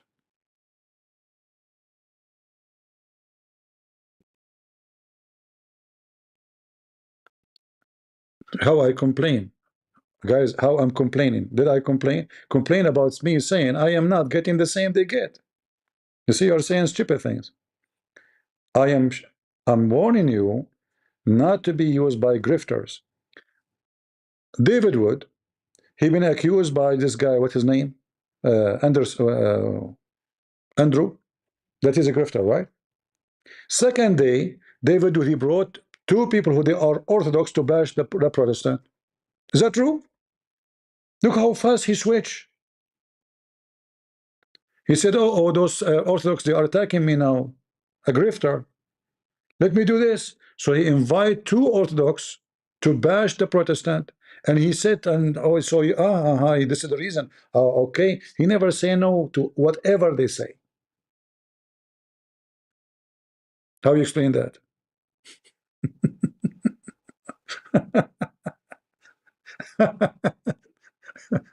Yesterday, the Orthodox accuse you of to be a grifter. Second day, you invite Orthodox to bash the Protestant. So what happened? You changed your religion in a day? Anyway, uh,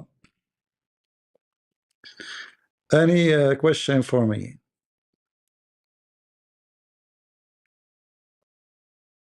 It doesn't matter. You see, he was learning from me, from somebody else. It's not the issue. All of us, we learn from others. You know, all of us. Nobody is born. He is learned, right?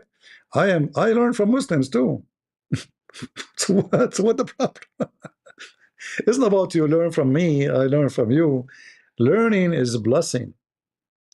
If you can teach somebody something, that's a blessing to you first, because you're doing good work, right? So uh, nobody can say everything the people knows is from me myself, because I cannot say to you everything you know is coming from me, because this is false. Secondly, me myself, I learn from somebody else. So what is my exactly what is my let us say creative, what I did exactly? I just shared what I learned.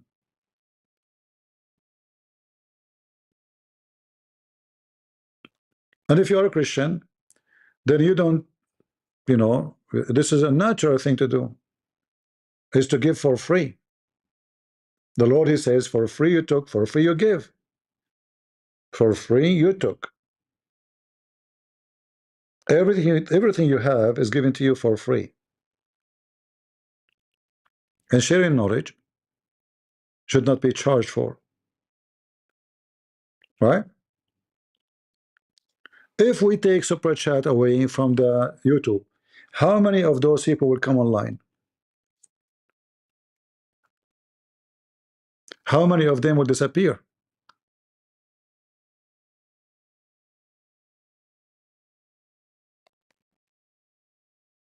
When David Wood, his super chat stopped, is it true that he stopped coming for the YouTube for more than 4 months?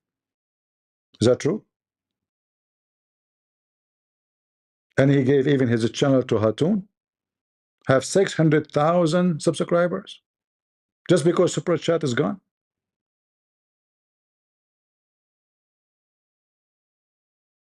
Take super chat away, they will not show up.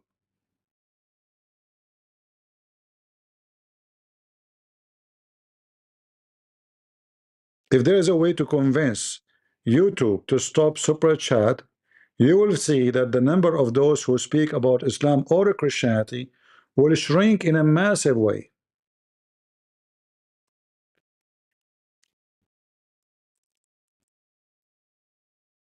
It's a fact. Super chat is here. We are here. Andrew Tate is charged with child. Yeah, so what, I mean, this is, we know that he is a wicked person. There's nothing new. The question is, how come it took so long for someone? Obviously, he bragged about, even he posted the video with this child. The child you are talking about is like 14 years old. The video is online. The video is there online, posted by him. All right.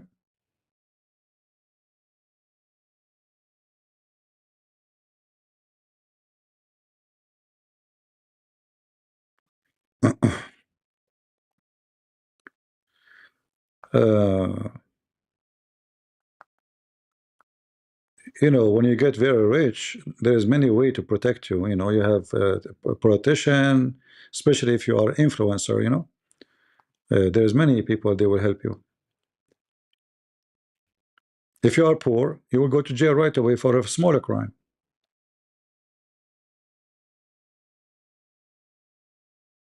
Make a small mistake, the whole world will be a hell on you. But when you have hundreds of millions of dollars and you have millions of your influencer, Trump himself will protect you. See how life is? Go fund me. What are similar between Islam and Christianity? Nothing. Nothing. We have nothing similar.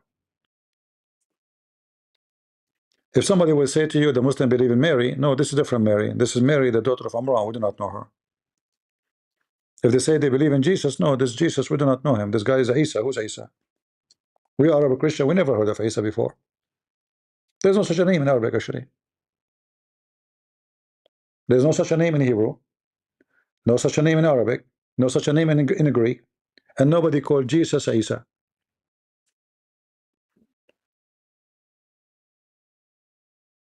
We have nothing to share. Islam teach you to lie. Jesus forbid you to lie. Islam teach that a virgin woman is a woman she did not get married, not a woman did not have sex. So we might use the same words, but they don't have the same meaning. What virgin mean in Islam? Virgin mean a woman, she slept with 10,000 men, but she never had a husband. Islam is against theft. But if you are stealing from Christians, Jews, and Hindus, it's fine. Theft only happen if you are stealing from non-Muslims, from Muslims, sorry. All right? So we might have the same, we use same words, but they have totally different meaning. Like when the Muslim they say heaven, well, we have heaven too, but their heaven is a pimp house of Andrew Tate. You can even F each other, men they can F each other. Muhammad he made it clear that men they can have sex with men in heaven. So we have heaven, they have heaven. But if our heaven is not the same as their heaven, that means we don't have the same God. Did our God promise us to have endless penis and the power of 4,000 men like for Muhammad for boom boom? Huh? So we share nothing with Muslims.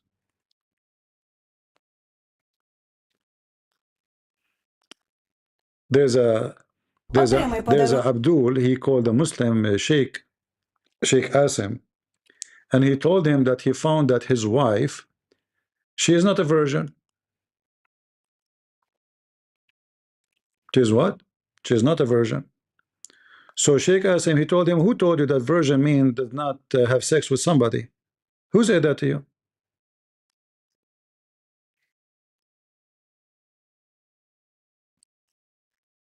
To disclose your previous sins that you've repented from. So if a man was a playboy, spending his time between Monte Carlo, Nice, Cannes, and casinos in Las Vegas, and all of a sudden he repented to Allah Azza wa Jal, and he started growing a beard and acting like a proper Muslim. Once he proposed, is he obliged to tell anyone? The answer is no, it's not. He's obliged, he's prohibited from telling anyone. After marriage, he feels so close to his wife, he wants to confess. It is totally prohibited. If you do, you're sinful, Allah will not forgive your sins. Because this is the hadith. Likewise for a woman. So one says, but Sheikh, I'm a virgin, I want to marry a virgin girl. Well, the definition of virgin in Islam is a woman who's not married. In a marriage contract, we have bikr and thayyib, a virgin and someone who was previously married. So a virgin is a one who did not marry before. We do not disclose whether she was engaged in premarital relationships and had one or multiple boyfriends. This is something in the past. Allah can see. Do you see it? So the word virgin doesn't have the same meaning for you. Somebody saying, CP just admitted you have always hated David Wood. You can say whatever you want. I mean, you're stupid, obviously, because people, they knew that when David Wood, his son, he died, I posted his GoFundMe in my page in Patreon. Is that true, guys? Me, myself, I posted the GoFundMe about his son in my page. Go check it out. If I hate him, I will never. I mean, when you post it in your Patreon, that means you will lose donation, because instead of donation coming to you, those are the one who donate to you. There's only people who, even though most of them they are not really, but when I post your account there to my donors, that means I'm asking my donors to donate to him, not to me. And I did post his donation link. I'm not against GoFundMe. When I feel it's needed, I support it. And that's why me myself I posted his GoFundMe in my Patreon. But when I noticed that this has become a habit, a practice, it's a grifter. All right. I have a proof that I supported them all. When Wood he lost miserably in front of Mimi Hijab because he did not know how to debate, I am the only one who stood for him to defend him, to show everybody that Hijab was lying. He won the argument by lying, by mockery. It's me. Same when Mimi Hijab and Lily Dawa and Fifi Faridi. Why Fifi? He made a videos, 100 whatever videos, lies of a Christian prince, because I got him busted about his lies with opposite prophet. It's me who stood to defend AP because he did not know how to answer. I always stood to defend them, to make them look better. Because for me, when a Christian lose, we all lose. It's not about him. It's not about me. It's not about a person. Because I'm defending the faith. I'm not defending a person. But then when I notice there is something wrong, then I have to say there is wrong. All right? You can say whatever you want. Okay.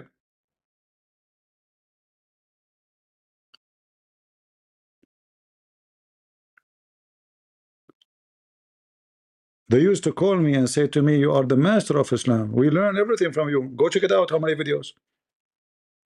I never play those videos. We learn everything. ACP. If a Muslim say this, what you should say to them. So why you are asking me if you know more? Why you are asking me to know what the answer if you know? Anyway, enough with the grifters and GoFundMe. Any question? So the conclusion, we have nothing to share with Muslims, and what distinguish us, that we have not only the true God, our God is a spirit, their God is not. Not only our God have different name, and their God have different name and titles, but even nature. Not only our heaven is different from their heaven. Not only our Messiah is not the same as their so-called Messiah. This is a theft. Muhammad, he stole words from our book. Doesn't mean he believe in them. Gabriel is an angel. Jibril in Islam is an angel, but he is the Holy Spirit. So we share nothing. Muhammad, he learned something called Holy Spirit. He make it an angel. Muhammad, he learned that there's a woman, her name is Maryam. She is a virgin. He made her the daughter of Amran, sister of Aaron. Muhammad, he learned that there is heaven and hell. So he used the word Jahannam, but Jahannam is stolen from the Bible. Muslims do not know what the word means. In fact, it's the easiest way to know how much Muslims are living with a thief or a theft religion. Ask them what Allah mean, they didn't know. What Isa mean, they don't know. Okay, what Ibrahim mean, they don't know. What Israel mean, they don't. Actually, if I say, who is Israel? If I go right now to the Quran and I type Israel, ask any Muslim what Israel mean, they don't know. Do you remember when the wicked Ahmad Didat, he was making fun of the Bible speaking about the wrestling of Jacob and God, or the angel of God? He was making fun of it. If the debater who's debating that he knew Islam, he will say to him, or if he's smart, he will say to him, so why the Quran called Jacob Israel? In fact, how we know that Israel is Jacob? Who's Israel? And what Israel mean? The second you call him Israel, you are saying the one who wrestled with God. But they made fun of the story because they are ignorant. And the one who's debating them about Islam is ignorant too. The Muslims in the beginning of let us say the era of debate by TV and videos, they always choose carefully who will debate them. I challenged this wicked Didat. He refused. Then he accepted by mistake. He made a big mistake. He accepted to debate a Christian, Arab Christian, Anis Sharoush. Anis Sharoush, he wiped the floor with him. Second time, the debate supposed two-part. They debated first time. Second time, Sharoush came to the stage. Didat did not show up. Go check it out. They cannot handle Arab Christians.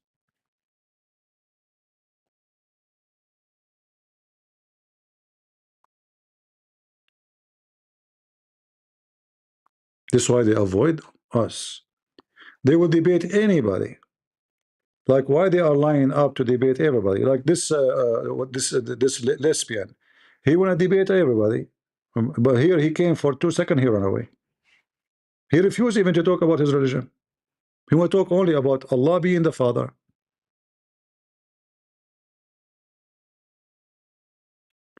Knowing Arabic alone is a privilege because this religion is based on Arabic. Muslims, when you know, like they speak about this dilemma, which is funny dilemma, by the way, because everything, every page in the Quran is a dilemma, not only one. It's not about confirming the Bible. But if we say now, if we type this word, bayna yadayhi, all right, and we click in it, where is the word between his hands? I don't see it. Anyone see it? It says confirming what came before it. So how those guys, Mimi, Susu, Dudu, Kuku, who don't speak Arabic, they will know that here they are lying in translation? How they will know? The only way to know is to have someone he speak Arabic. It doesn't matter who, me, somebody else, doesn't matter. In Arabic here it says مصدقا لما بين يديه. There's a huge difference between confirming, believing in what is between his hands, which means physically there. So when they learn about this argument, it's obvious they learn it from the Christians, who they are Arab, because the Muslim translation is a fraud. If you go by the Muslim translation, there's a huge difference between what is between his hand and what came before it. Yadayhi in Arabic mean hands. See? His hands. Bayna, between.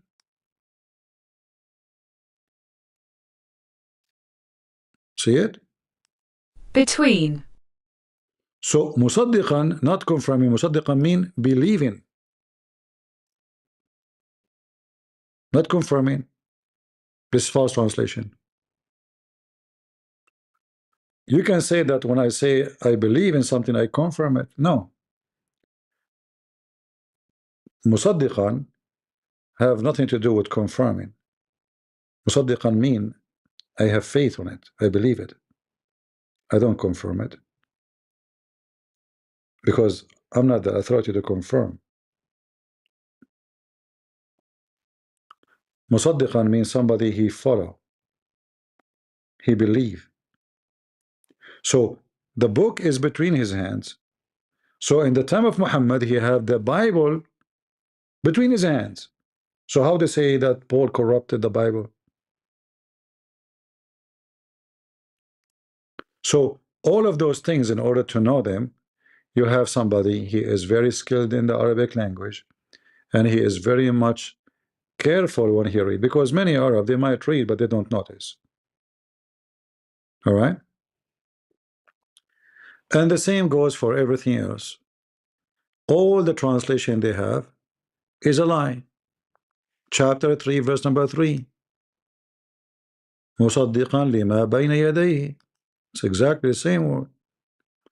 You click at the English translation, it says confirming what came before it. No, it doesn't say that. It says believing in what is between his hands. As simple as that. Look, even Google, look what Google does. If you copy the whole sentence, Google will copy what Muslim translate, will get you the most popular translation. False. This is a false translation. If you do it one by one, you will see how things change. بين يديه is between his hands. See? This is the truth. Between his hands. And now, thanks to the internet and technology, we have this. You know, a long time ago when I used to go live, I used to hold the camcorder on my hand, and then I was recording the screen. So you will see that the screen is flickering, you know, because I'm recording through camera. And then you can imagine how much the process, like I have to download the file, make it a file, so I have to convert the file. And then we used to have this dial-up speed. I don't know how many of you remember it. It takes forever to load a file. Like I remember, I want to post a video. I go to work. I come back to work. Still, the file is not there. It's incredibly slow. And sometimes the dial up, like you call the company to, like not like now. Now you can, you are connected to the internet all the time. Before you have to dial up, which means it's a phone number. You call phone number, and then you go through. You remember the sound, dial up, and then sometimes you're stuck. It was horrible. So now you have all the tools. Look how easy it is. I show you on the screen. We go live. Like one day I wanted to have a satellite TV. It cost 19,000, between 19 to 21, just to rent a digital channel. This is not including anything. It's just to give you a number, frequency, and the satellite. Because at that time there was no videos, there was no YouTube. The only way is TV. I tried, but I could not get the support. So today you have all the tools you need to expose their lies. And it doesn't matter you learn from who. You learn from me, you learn from him, you learn from this, you learn from that. The important is you learn. It's very important to learn. I can even learn from my enemy. In fact, you have to study your enemy if you want to win a war. This is why every army, they have a special department to study the enemy. They read every day their newspapers. Can you believe it? They have sections in the intelligence to study, analyze, and make report about what is a newspaper, about economy, about employment, about fighting in the parliament, about people upset, people are happy. Even the movies they watch, they make a study about it to see what kind of culture they have, what make them angry, what make them happy, because later we can use that against our enemy at wartime. Like you see countries involved in election of other countries. How they do that?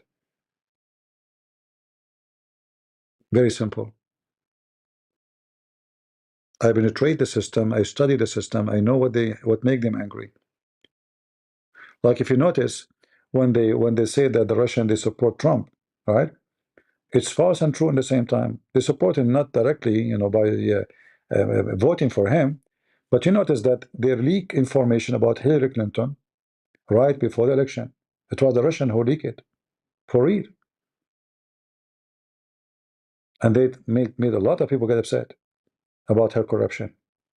So the Russian, they did not support Trump directly, but they don't want Hillary to win the election because she said she would use nuke against them. She's stupid, crazy. She's mentally ill. So other countries, they study you. The KGB, they have cities like New York. So a spy, he do not need to go to New York to learn about it. He go and walk in those cities. They have the same names of street, the same name of store, the same pizza store, everything. It's a copy city. So the spy will go there and he will not make a mistake. So if you want to know about your enemy, in our case, our enemy is the devil, we have to learn about him. It's not because you love him, but because the best way to fight a virus is to study the virus. It's not enough to say it's a virus, right? Because every virus have a medicine. Every virus have a strength and have weakness. Do you understand me? So I say to you, learn from everybody you want. Learn, but don't learn wrong. There's a huge difference. Like when we show you that here they are talking about Islam means submission. That is stupid. Islam does not make submission. So now those Christians, they came to the church here to learn, but they are teaching them false information. Who taught this guy Islam means submission? They would, but this is absolutely false. It means submission. It just so happens a friend of mine is here in the audience, and you look, he is telling you Islam means submission to tell you Islam is bad. But if this guy is a Christian, he should know the Bible, that the Bible, all of it, teaching you about submission to God. This is why it's very important to have a real teacher, not someone who claim to be teacher. Not everyone go on the stage is a teacher. And never copy something without anything I say to you, go research it. Is that fair?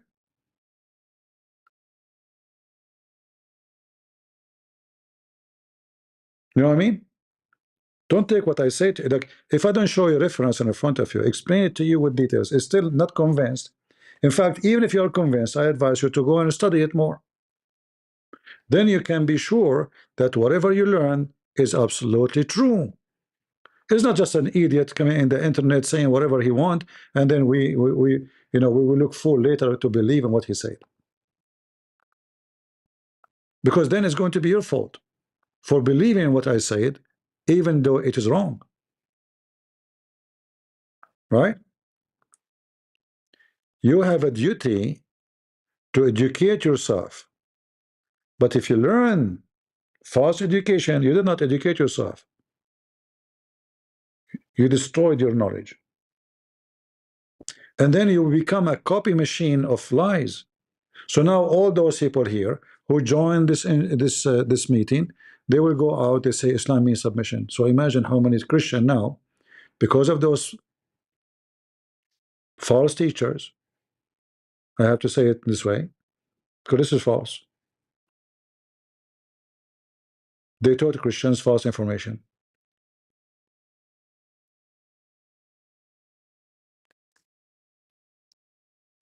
Any question?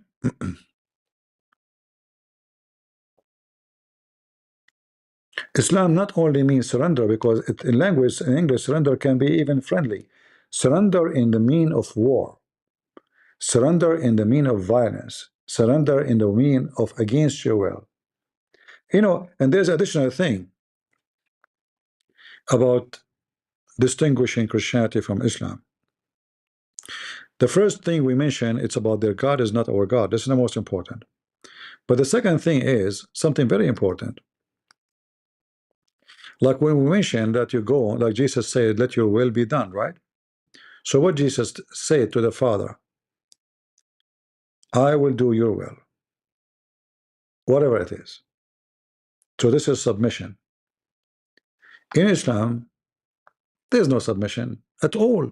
So when they say Islam means submission, is stupid to say, because Islam believe in destiny. Submission is only when you do have a free will. If you don't have it, how you can submit anyway? Right? If somebody control me, control my behavior, the word submission is not valid no more. So what Islam teach, as an example,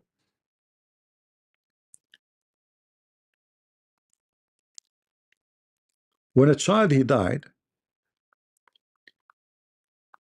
Muhammad and Aisha, they went to a funeral,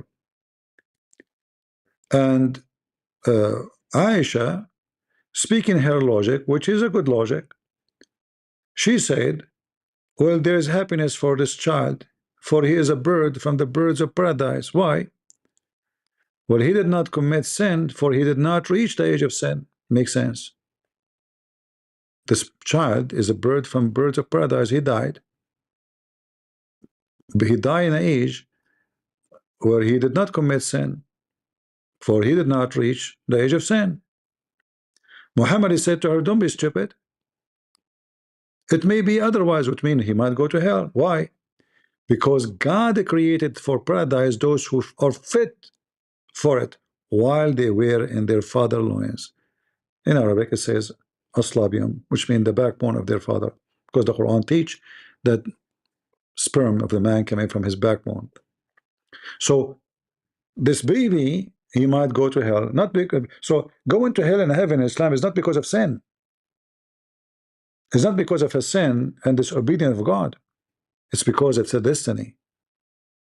So even if you don't commit sin, still your destiny might be hell. What Jesus says about those little ones, he said, he told you that you will not enter the kingdom of the Father unless you become like those little ones, which mean decent, honest, innocent. So Jesus, for sure, he taught us that the little ones have heaven. Muhammad and his religion, they have different religion. It's predestined where you will go. It doesn't matter what you do. So all the religion of Islam is a fraud, because when Muhammad, he said, do good deeds. Okay, well, what good deeds? If it is destiny, you know, what good deed? The Bible speak in many places about good deed, like God will reward you according to your good deeds. The Bible says that, right? So, but in Islam, when Islam speak about deeds, how you believe in deed and then you believe in destiny, because then my deed is not my deed, it's destiny. It was destined for me to do those things. Everything I do is a destiny. It's not a choice. A choice is something and destiny is something else.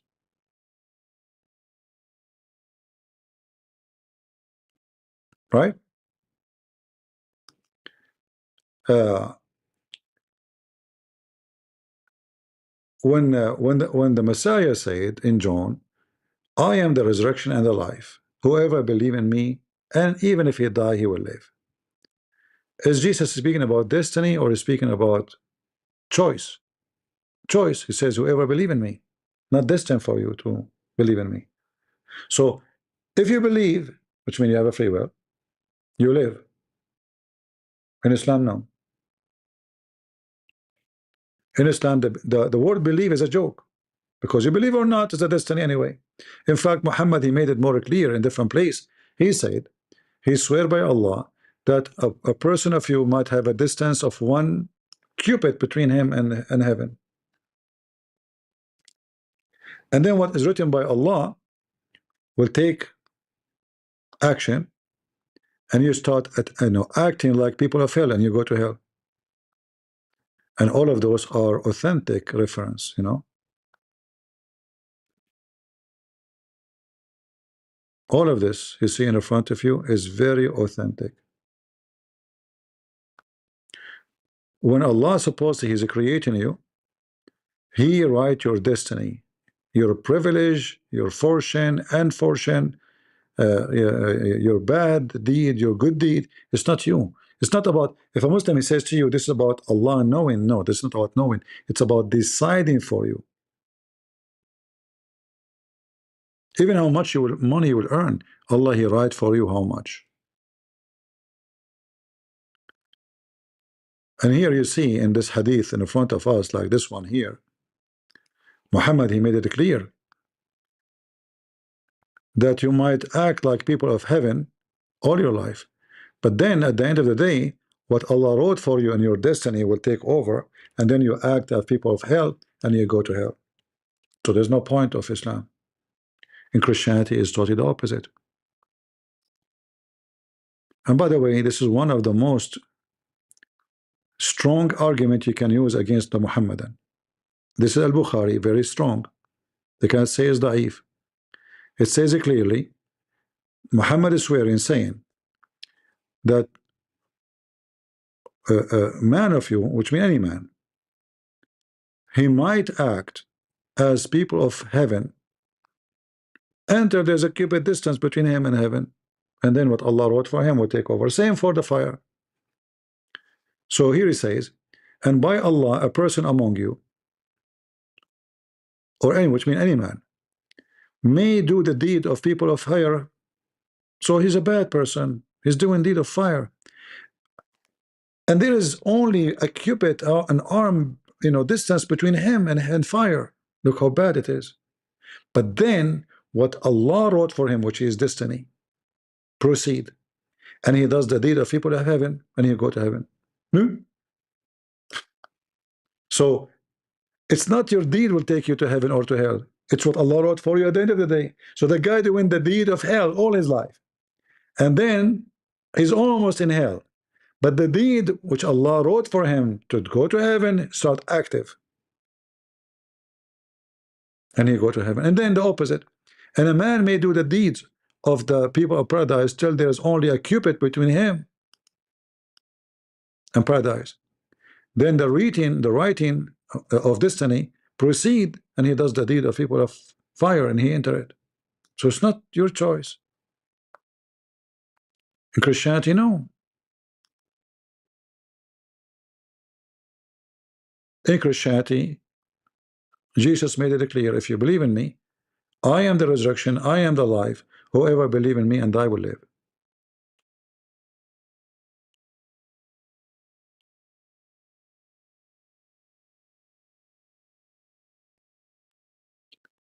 When we say the Messiah is the Savior, but he don't force himself on you. He says, come to me, I will comfort you. Knock at my door, I will open for you. So it's always your will. He did his will. He came to you. He offered salvation. He offered to save you. You knock at the door, he opened. All what you need to do, knock at his door. In Islam, it doesn't matter you knock or not. Who cares? It's about destiny. Even when you commit fornication, it's not your fornication. It is Allah who wrote for you. And this is why the Muslim, he don't feel guilty with his faith. He believes that he is doing that because Allah, he wrote this for him. Do you see it? It's a portion Allah, he wrote for you. Allah, he fixed for you. It's not your choice. So if you fornicate, don't be upset. This is what Allah wrote for you. It's not your choice. If you're a thief, don't worry. It's destiny. There's a video, we mentioned it before, about a woman she called the sheikh. She asked the sheikh about, she got like 30 years old. You know, those Muslims, if a woman, she is 30 years old, she became so old now, nobody will marry her because they like to marry children. They are pedophiles. So she's saying, I became, over 30 years old, and I'm afraid nobody will marry me. What the sheikh, he said to her live on TV. He said, sister, the Prophet of Allah, he said, it is written in every vagina the names of its of efforts. What is written? Written in every vagina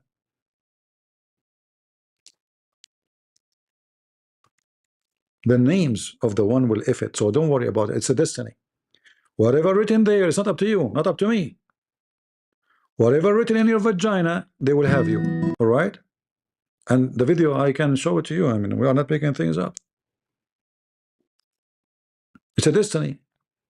So she's worried, am I going to have a husband? What the answer? If Allah wrote for you, you will be ifed, You will be effed. It's written in your vagina. And this is the video. Let me translate for you the title. كل فرج مكتوب عليه اسم ناكحه. Every vagina written on it the name of the one who will F it.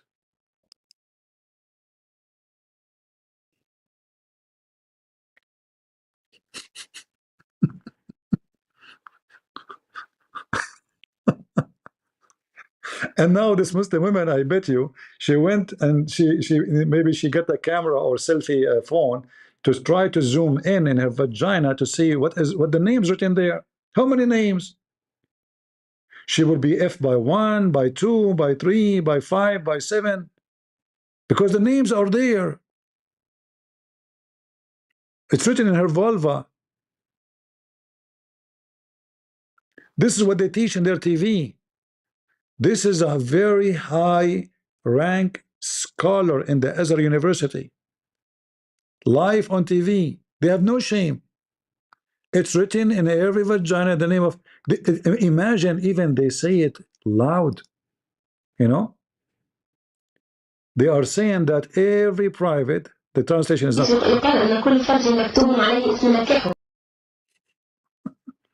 There is a saying, every private part has the name of the person had intercourse with it. Do you see it?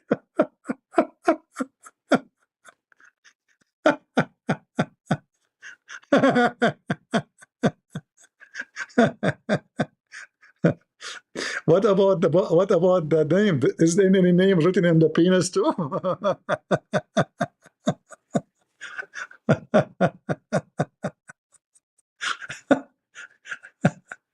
This is religion.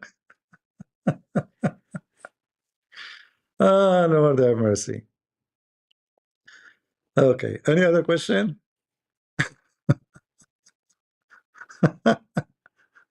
I mean, this word is really, yeah. So, you know, learning about Islam is very important, especially these days. You know, the Muslims trying to influence a lot of people, and they bring you even the fool. Even a fool can influence you, because if you are a foolish person, if you are ignorant, anyone can influence you. So imagine like someone like Lady J, she can convert someone to Islam. How someone like Lady J? How even someone like her, she can be famous? Because we are exist in the world full of foolish people. You are not required to be smart these days to be influencer. In fact, you can be very much influencing people when you're a fool. There's a guy always, you know, each time I go to live YouTube, I see a guy have a toilet seat in his head. Toilet seat have shit on it. He have like 1,000 watching him. He don't talk. He have toilet seat in his head.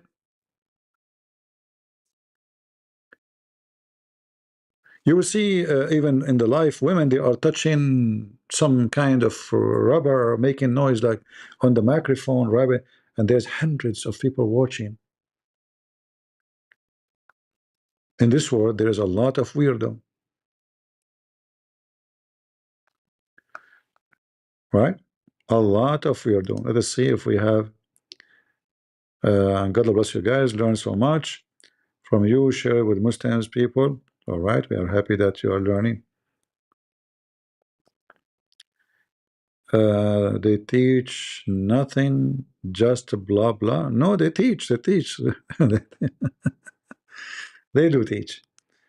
It's a short time. All right. See that. God bless you. Thank you very much. Any question? And again, anything I say to you, if I don't give you evidence, reference, don't take it seriously.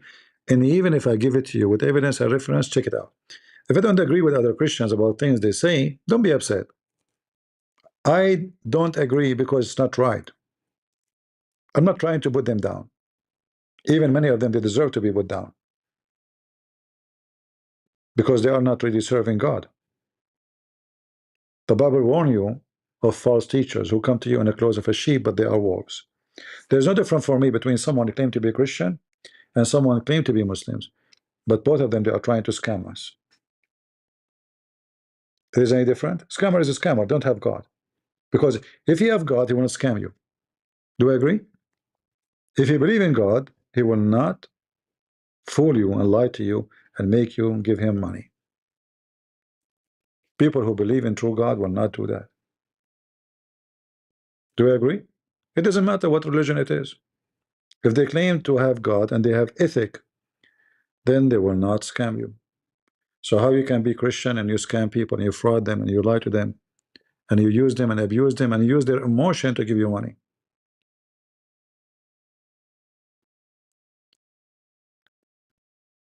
Uh, is that your book in their hand? No, she is not holding a book. I think she is holding a pillow, maybe. I'm not sure what she is holding. No, no, actually, she's holding something. Yeah, she's holding, but not a book. It's like maybe a little card to write, notes. Yeah, it's not a book. And if you want to learn about Islam more, I have my books. They are full of information. I wrote about the, debunking the false scientific miracles of Islam. Nobody before. I'm glad actually I did. But, when I say nobody before me wrote about it, because before Muslims did not come with this garbage before, I'm sure many Christians will stand against it, expose it. But I came in a time where Muslims, they were bragging about science in the Quran. So I am the first one to write about it because the Muslim never came with this garbage before. Uh, the Levites worked in the temple or the nation. Are they also grifters? I love both of you. No, my friend, the grifters is someone, he make you give him money using your emotion and your love when it is not necessary. You know what I mean? So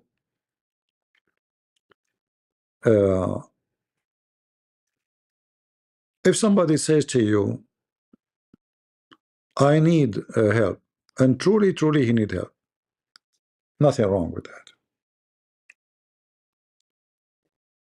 Because simply he is honest and he need help.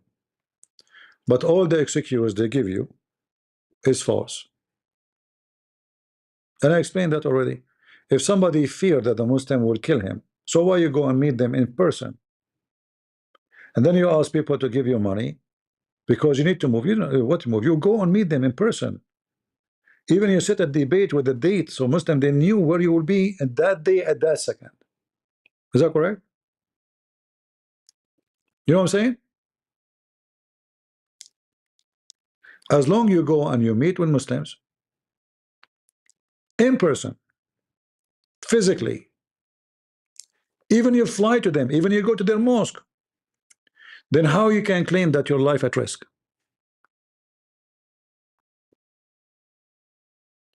And then you ask people to give you money because you need to move. Or, I want to enhance my security. They killed Charlie. Do you understand?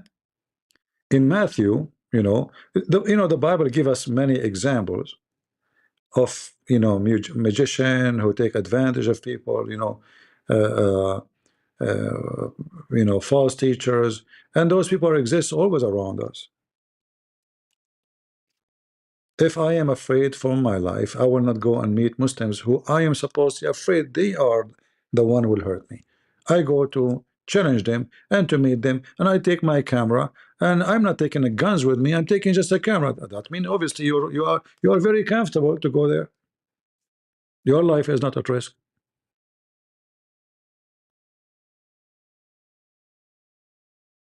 right? If my life at risk, that means I will be in the hidden place. I will not let them see me physically. Never. Because, oh, they want to kill me, wherever they find me. Right? This is what false teachers do. All right. Again, you don't have to agree with me, but this is what I believe. And it's obvious. For me, it's obvious. Let us debate. Open Discord. Okay, I will open Discord just for you, even though I am not in the mood of debate. But there's a guy, he claimed he want to debate me. Are you a Muslim, my friend? Ansirioto, are you a Muslim?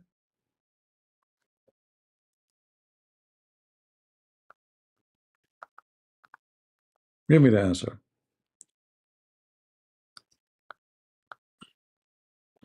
Are you Abdul?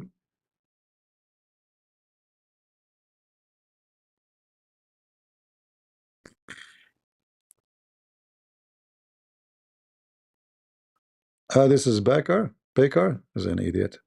Just a kid. They know nothing. You see those kids, they know nothing about Islam. You know, they are just a bunch of stupid people. I mean, their prophet did not know anything about Islam, so how they will know? The second you ask them, they open a topic. The second you ask them to talk about it, they refuse.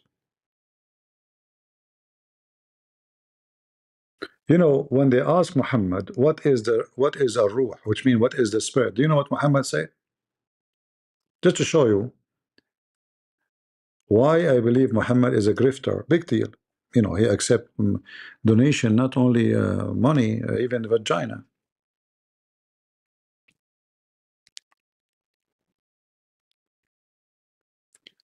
So Muhammad been asked, what is the spirit? What is the answer?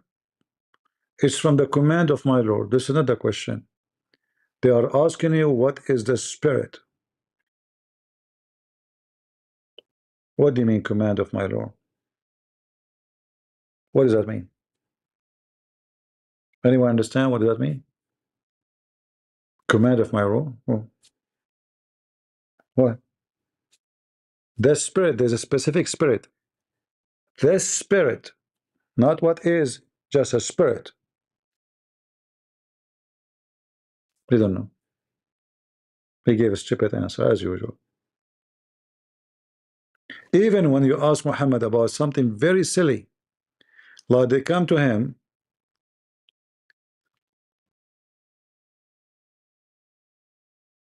and they said, the seven sleepers, how many they are?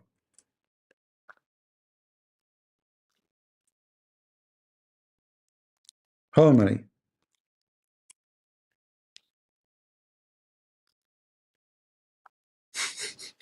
You don't know. So look how he gave the answer. He gave the answer without answer. They are asking you about the seven sleepers. Okay. Some they say they were three and their dog is number four, which is mistake, but because in Arabic and even in English, you don't say the fourth is the dog, because the dog is not a human. You can say three human and one dog. But you can say and the fourth is a dog. And then some they say, others they say they are five and their dog is six. Hold on. He jumped. You know, look, some they say they are fourth uh, uh, and their dog is the fifth. And then some they say they were five and their dog is number six, guessing at the unseen. Yet other they say they were seven and their dog is number eight. Say, okay, what is the number now? Say, Muhammad, only Allah know their number and none know their number but of you. What the heck? So what the number?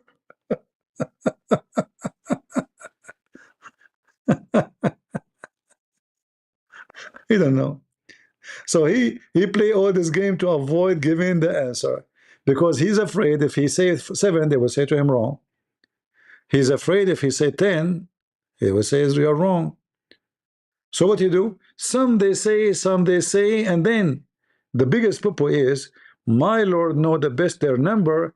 None knows them but if you. Hold on. If you knew already, so why you don't tell us? So now what is the answer?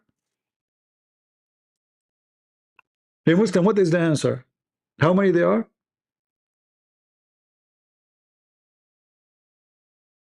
Even this one, he have no answer for it, because he was afraid to give the answer, and then people will laugh at him. the laughable Muhammad? Is that like a mystery? Is that like a nuclear facility? We have to hide the information. We should not tell people because people, if they knew, it's just a stupid question. You know, it's not a big deal. Okay, and the seven sleepers is a fake story. It's not a real story. So what the problem now? Why Allah will not tell us how many there are? Only Allah knows and few.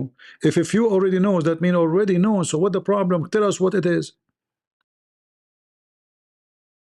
Until now, there is no answer.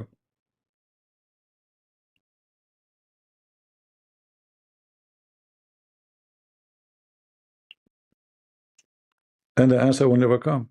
Good luck with that.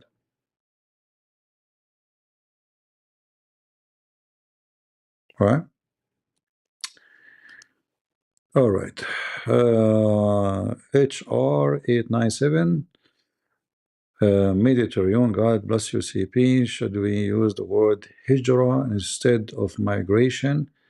Pointing out that the word is related to invasion of a Christian land. You see, hijrah have many meanings, including migration. So if you use migration, it's still the same. But hijrah, you are when you use it, you are making it literally about Islamic term. Why? Because you are using the Arabic language. Otherwise, it have the same meaning. The word hijrah, nothing wrong with it as a word, you know. But the Muslims, they understood it as a way to prepare to invade and to take over. So there's a stages. Stage of al-hijrah is to prepare. When they can shoulder the war, they will go for it. So you can use the word hijrah, but what if the person you are speaking to, you do not know what does that mean? Then you have to use the word, you know, migration or immigration. All right. Otherwise, it's just a word mean immigration, and it can be actually, it can have other meaning actually. Like as an example, when Muhammad he was dying, Omar he says, "قد هجر الرسول." Let me find the hadith.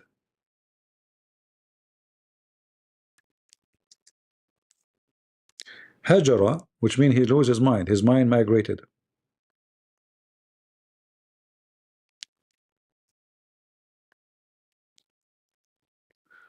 So it's about leaving. It can be is even for in this case for losing your mind.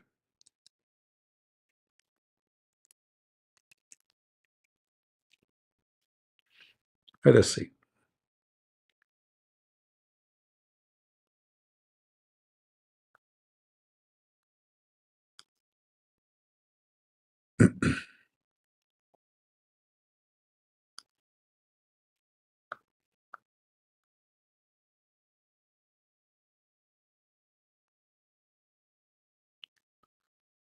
Um,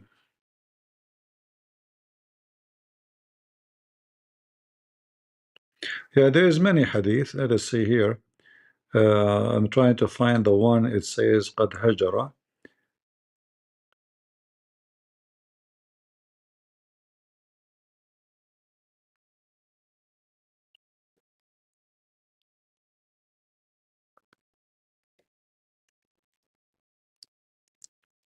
You know, Arabic is very you know, rich language, as we say. It can apply many meaning. So it can be a migration of a physical human being from place to place.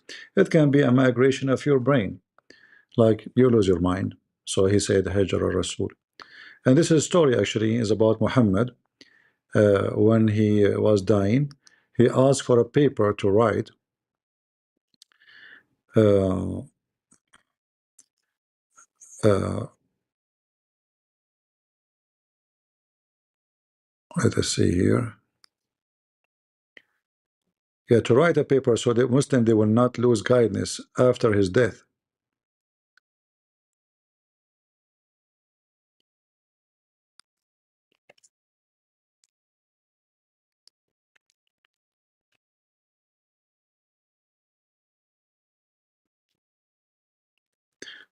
Okay, I found the hadith. You see, sometimes it take some time to find it because the source is always in Arabic and mostly is not translated. Let's see here. ليهجر. All right. So maybe we can find it actually in English translation so I can give it to you as a reference. Give me a second. Here we go.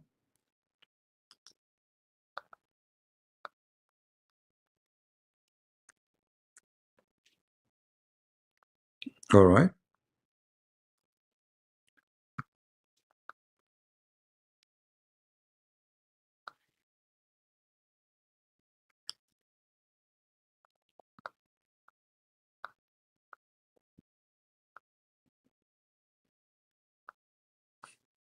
Trying to find the hadith about it. Okay, maybe to try something else.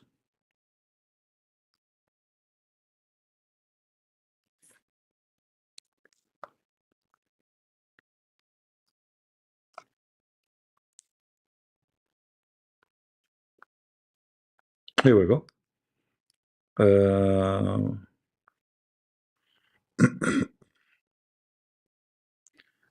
Are you there, HR? You see my screen?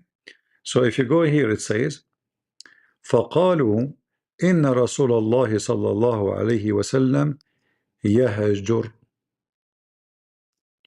Yahjur is like ing tense, present tense. Now it's happening. Abandon. He abandons. He is leaving. Leaving what? He's not leaving anywhere. They are talking about his brain. All right? His brain fleeing him. He's saying stupid things. Look what the Muslim translated as unconscious. But he's talking. How is unconscious? He's talking, right? So what Umar is saying, Muhammad, he lost his mind. He's being stupid now. He's dying. He's mentally ill. Don't listen to him. And this is the link if you want to save it yourself. So hijrah have many meaning, but all of it is about leaving from, let us say, a person leaving from country to country, from town to town. It can be even leaving your wife.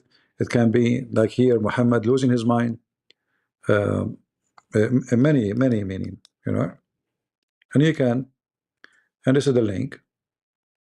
You can check it out. All right. Any other question?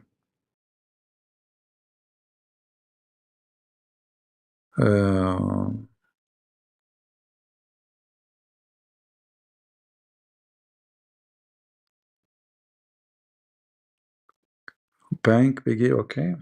CP, help us understand why do Muslims online defend Lily J?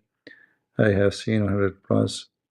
Yeah, for them, even they knew that she is a fraud, but as long as she bring people to Islam, so the Muslim believe that there is a bad deed and good deed. If the bad deed is more than the good deed more than the bad deed, that means she's fine. So even though she is a scammer, they find that she is useful, scammer useful. The same as they praise Andrew Tate. Andrew Tate convert to Islam. There's many who they are follower of him. They decide to join him. Right? So even though they knew Andrew Tate is a scam, he's a rapist, he is a pimp, all of them, they praised him. Right? As long as there is a benefit, then they will support you. Their ethic is different from the way we see ethic. They don't have ethic. Christian Armenian, I just wanted to thank you everyone for support for CP. Bless you, and we are the crusade. Thank you, Armenian. God bless you. Anything else?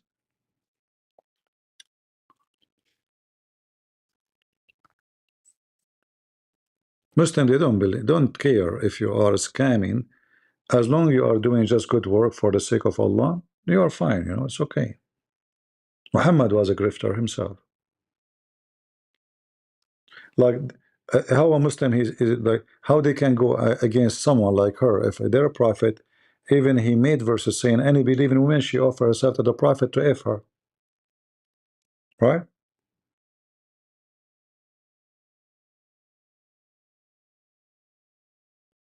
Right? So If their best man is he accept donation as a vagina. So what do you expect? Literally vagina. Any believing woman, she can offer herself to the prophet so he can offer. Isn't it obvious that this guy is a big deal, a grifter, scammer?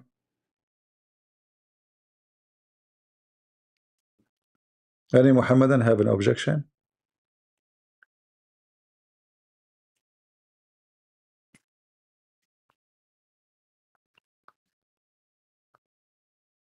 I don't mind to so-called this guy. I don't debate Muslim, by the way. This guy, he keeps saying debate me. I never debate Muslims. Muslims are ignorant. How you can debate someone who do not know anything about his religion? You notice that when Mimi Hijab, he have life with him, God Logic. God Logic don't speak Arabic. As Mimi Hijab, he said, he made fun of him. He says, unqualified, uncertified, no degree. What did you have college? He made mockery of him, right? And then the one who don't have college, he know more than him about Islam. This is Mimi Hijab who have a PhD, right? Because when the Muslim, they study Islam, they study how to praise Muhammad. They don't study Muhammad. They don't study Islam. I have degrees in Islam too, but they never taught me to criticize, right? This is not part of the textbooks you read.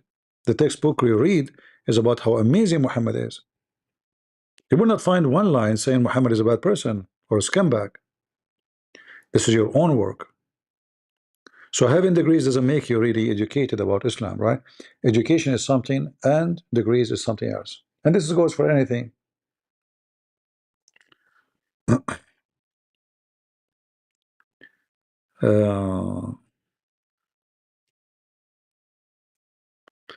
Baker, if I bring you to Discord, you will cry in 2 seconds. And you will say to me, I don't want to talk about this. As usual, do you want to bet? Guys, shall I open Discord just for this guy, just for 5 minutes for fun? Right away, he will refuse to talk about the topic. He will change the topic. He will tell me, bring me Faisal. Right? Bring me Faisal. Okay, I will open it just for you. All right? And then people will see in 2 seconds how silly you are. You are immature. I will ask you one question. If you refuse to talk, I will dump you. Very simple. And I will make it easy question. You know, I promise you, it's going to be easy.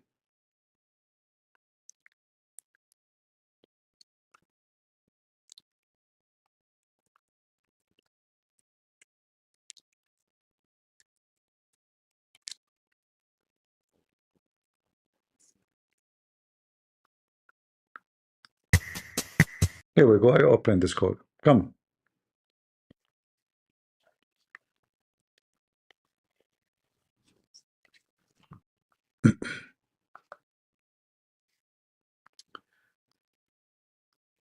In 2 seconds, people will see that you will run away.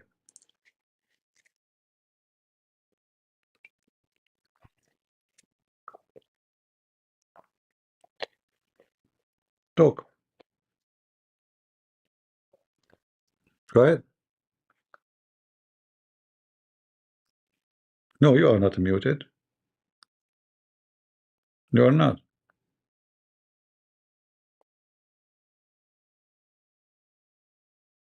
Oh, hold on. Let me see. Maybe in the server. Okay, you are. You are. Or go ahead. Your thanks. Your nightmare is here. Very simple question in front of everybody. The Yeah, Quran. what's the question? Come, my son. The Quran says Israel. Who is Israel? Who is Israel? Israel? Uh-huh. Israel is a prophet. Where it says Israel is a prophet. Who is he? Is Where Israel is a prophet? his name is Israel? His name is Israel? Israel, yes. His name is Israel. He is Yes. he is a son of who? He's a son of who? Uh-huh. He's a son of who? Uh-huh.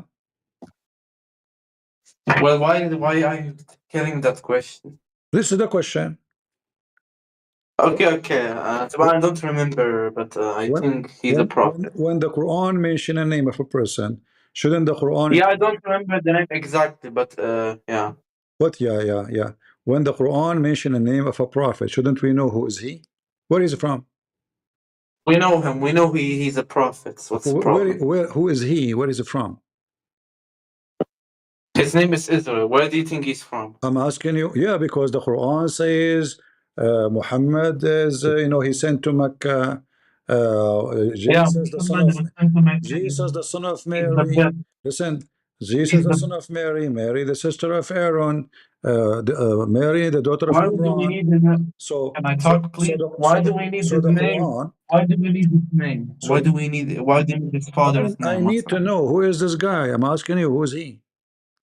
So you need to know his father's name? Well, okay, who's Muhammad? Who do we need to know his father? Yes or no? Do you need to know Muhammad's father? Muhammad's father? Uh-huh. I think you already know who is his father. Where you know that? Where you know where he's from? Where he's from? Uh-huh. Aren't you a scholar of Islam? You're supposed to know his tribe. Where? Very easy. Everybody knows stuff. Everybody know the stuff. This is the answer, guys. Everybody know the stuff. Where? From maybe Sadhguru? Guru, yeah, you're a guru. You scam people. So you see, you're stupid. So the Quran says, You're like really Jake. children, You're no different than the children of Israel. We need to know who is Israel and who is those children of Israel. You don't need to know his father's name. Like, who is the father of Jesus? I mean, the father of See, Mary. you're Who's stupid the again father of because the Mary in the Quran Bible? said that Jesus had no father. So how you say who's the father of Jesus? No, not Jesus, the father of Mary. What's the name of the father of Mary? According to the Quran, is Amran. Who? I'm talking about the Bible. Amran. But you don't know the father of Mary in the Bible, so we don't know Mary, we don't know Jesus. We know. He got You see, this is why I didn't invite you to the stage. You're just a kid. Look at you. You are squeezing yourself, Okay, screaming. let's do actual topic. Let's do an actual topic. Just get out of here. Do we have any serious growing Muslim, not a kid? They don't know anything, as you see. The Bible tells us who is the father of Mary. There's her father and her father-in-law. Both names are mentioned in the Bible. As simple as that. In the Quran, it's a stupid book. Mary is the daughter of Amran, but Amran is the father of Moses. Mary is the sister of Aaron. Israel, there's nobody in the Quran. Who is Israel? Suddenly it says Israel. Shouldn't the stupid Quran tell us that this guy used to be called name and then God changed his name? There's something missing in the story. How we become called Israel? Is he born called Israel? No. So the stupid Quran is stealing from the Jews, and because he is a thief, he do not know the rest of the story. So he copied that there is a guy, his name is Israel, but he don't know who is this guy. The only way to know is to go to the books of the Christian, and then the Muslim, they will fabricate a hadith saying to you that the prophet, he told us who is this guy. The Quran should tell you, not the prophet, because how the prophet will know if not Allah told him? If Allah told him, it will be the Quran. So where in the Quran? Nowhere. In the stupid Quran, suddenly the father of Abraham is Azar. Azar. How in the world Abraham have a father, his name is Azar, which is in ancient Aramaic mean foolish.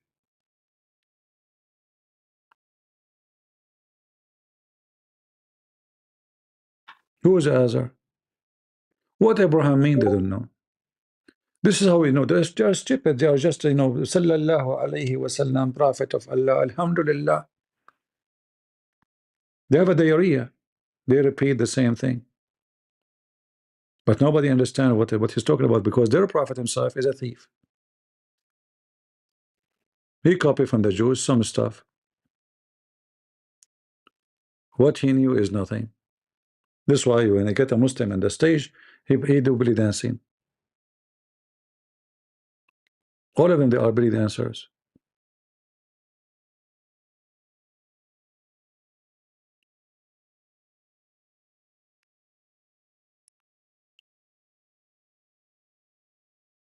Uh, you will prove Islam? Are you sure? How you will prove Islam? By saying that the Prophet, he said that semen coming from the ribs of the women? Huh? So you Muslim believe that women, they have a breast testicles? Is that true? That you believe that women have a breast testicles? I will prove Islam to you and you will convert, okay? Okay, go ahead. I'm listening. Go to Sunan Abi Dawud 4306. Yes, yes, yes, yes, yes. Come, go to the prophecy. I don't know. You must be a gay. I mean, you have no screws. You need somebody to put a screwdriver within you, and it's, like, tied it up. I mean, you can't even talk. The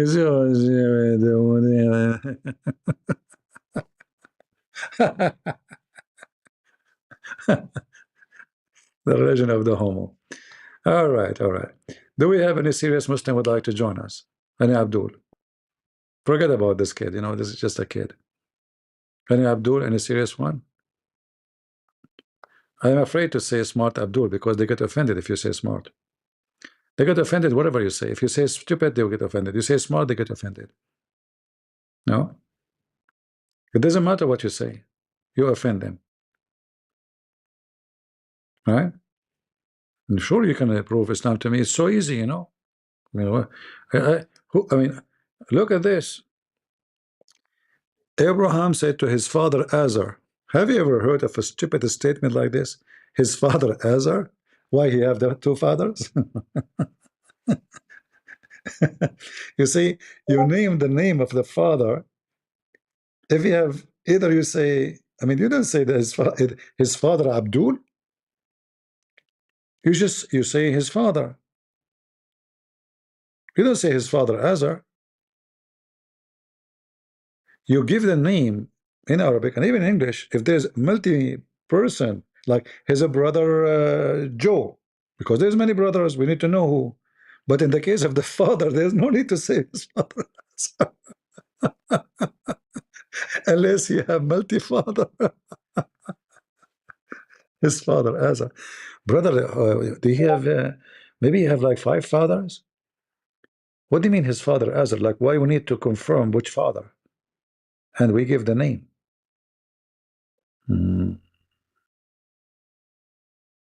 Right? And the other Azar is an old Aramaic language, mean foolish. So this is not a name. The stupid Muhammad, he heard the story that Abraham, he told to his father, he said to him, foolish, do you take idols as gods? That makes sense, right? Not his father Azar. He said to his father Azar, which means foolish. But because the stupid Muhammad, and the same as the stupid Muhammad, they do not know what that word means. They thought that this is the name of the father. A bunch of dummy. The same when they like when they say to you Muhammad was illiterate, you ask them where it says Muhammad is illiterate. It says the Quran says. Where? It says al-ummi. Al-ummi doesn't mean illiterate. You're an idiot. Al-ummi, it's mean from the nations. He is not from the Jews. We have tons of verses in the Quran. Ummi, ummah mean nation. Nation. Ummi from the nations. He's not from the Jews. Gomai. Anyone is not from the Jews is Ummi. Gomai. As you see, all of those, like chapter 3, verse number 20. Say to those who've been given the scriptures, the Jews and the Christians, and the illiterate, this is the Ummi is not illiterate. The Ummi is the Gomai, idiot. They are idiot. They don't know what they are talking about. This is why it says those who have a book, the Arab are illiterate. They are not. Like all of them, they don't know how to write, how to read. In between those Arab in the desert, there's Jews, there's Christians too. They knew how to write, how to read. So the word ummi have nothing to do with illiterate of reading or writing. It's about not from the chosen people of God. They do not know God. They are not believers. So this is why it says to those who they given the scriptures, they are not called ummi because they are now from people of God, Ahlul Kitab, people of the book, Christians and Jews. And those who they are ummi, which mean gomai, which mean they are pagan still. The Muslims are stupid as usual. And then they say to you that ummi mean illiterate. False. Chapter 3, verse number 75. The same.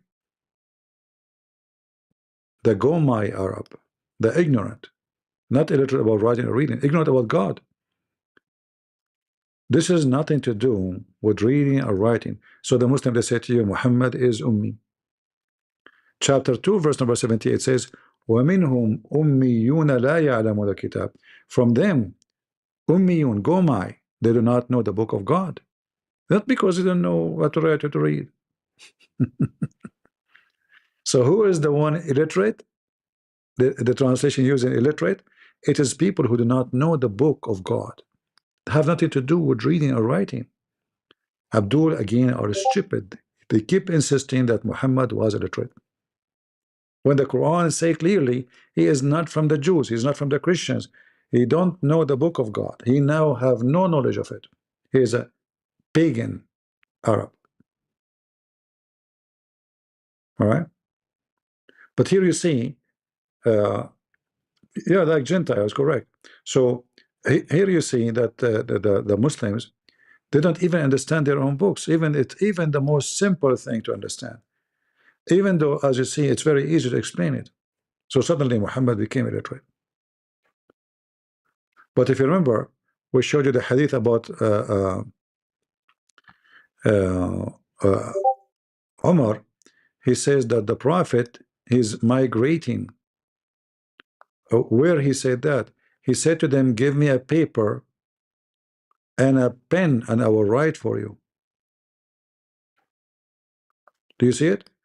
Bring me a paper and a pen. I will write for you. How is illiterate? He do not know how to write. He says, I will write for you. Do you see? He did not say, bring me the scribe to write for me. He said, bring me a paper and a pen and I will write for you. You cannot learn Islam from Muslims. They are a bunch of idiots. They are the last one to know their our belief and to know their own belief. Let me close Discord. As you see, we thought, you know, this baker, he in the Middle East we have a statement like, there's somebody, he thought he is going to fart, and he thought it's going to be silent, so he did it. It turned to be a diarrhea. And this is how I see Baker and his kind. You put them in the stage, they don't even fart, they give you diarrhea. This is a religion of diarrhea. All right, there's nothing there except diarrhea. Don't expect even fart, you know, diarrhea in, diarrhea out. So let me close in Discord, guys, and we go back to YouTube and Rumble, and I think we have enough for today, don't we? Any other question?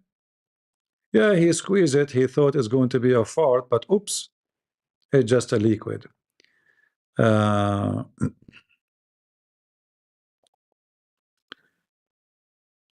All right, I think we have enough for today. I hope you guys enjoy your time. And again, I say to you before I finish, be careful when you give your money to others. Online, there's a lot of grifters.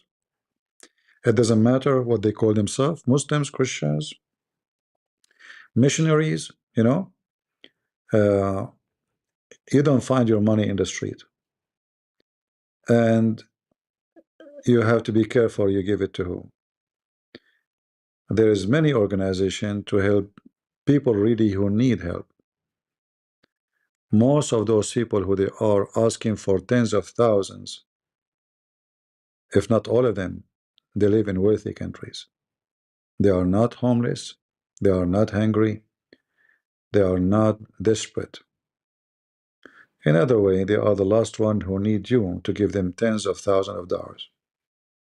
There's people that live at war. There's kids that lost their parents. There's kids have no family. Those are the one who need your help. Not someone in YouTube. He make GoFundMe every few days asking you for money for any reason, fabrication reasons. Right now, where I am now, I'm not asking you to donate to me. Don't take me wrong. You can donate to them. There's tons and there's thousands and there's tens of thousands of children that lost their parents. There's people lost their legs. I see them every day. There's people they have difficulty to even find a shelter because tens of thousands of people lost their houses, if not millions. People who they are in YouTube, they live in the West, they live in England, they live in USA. They are wealthy by location. Just by being there, you are blessed. They do not need your tens of thousands. They are making money from Super Chat. They are making money from Patreon. They do not need your GoFundMe. Go this for GoFundMe only if you think it is really needed badly. Use your brain.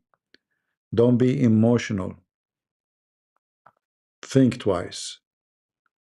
And if somebody fool you, it's your fault. If somebody is a scammer, he scam you, it's your fault. It's not his fault. He's a scammer. Right? So I warn you, and it's up to you to do as you wish.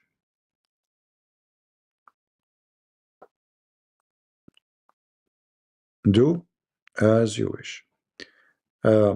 With this, I want to say thank you all for being here.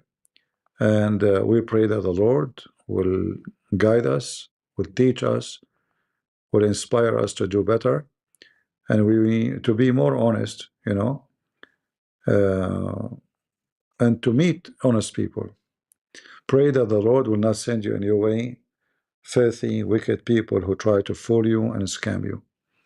And always remember that your Lord, the Messiah, he always warned you about false teachers who will come to you in the clothes of a sheep, but in reality they are wolves.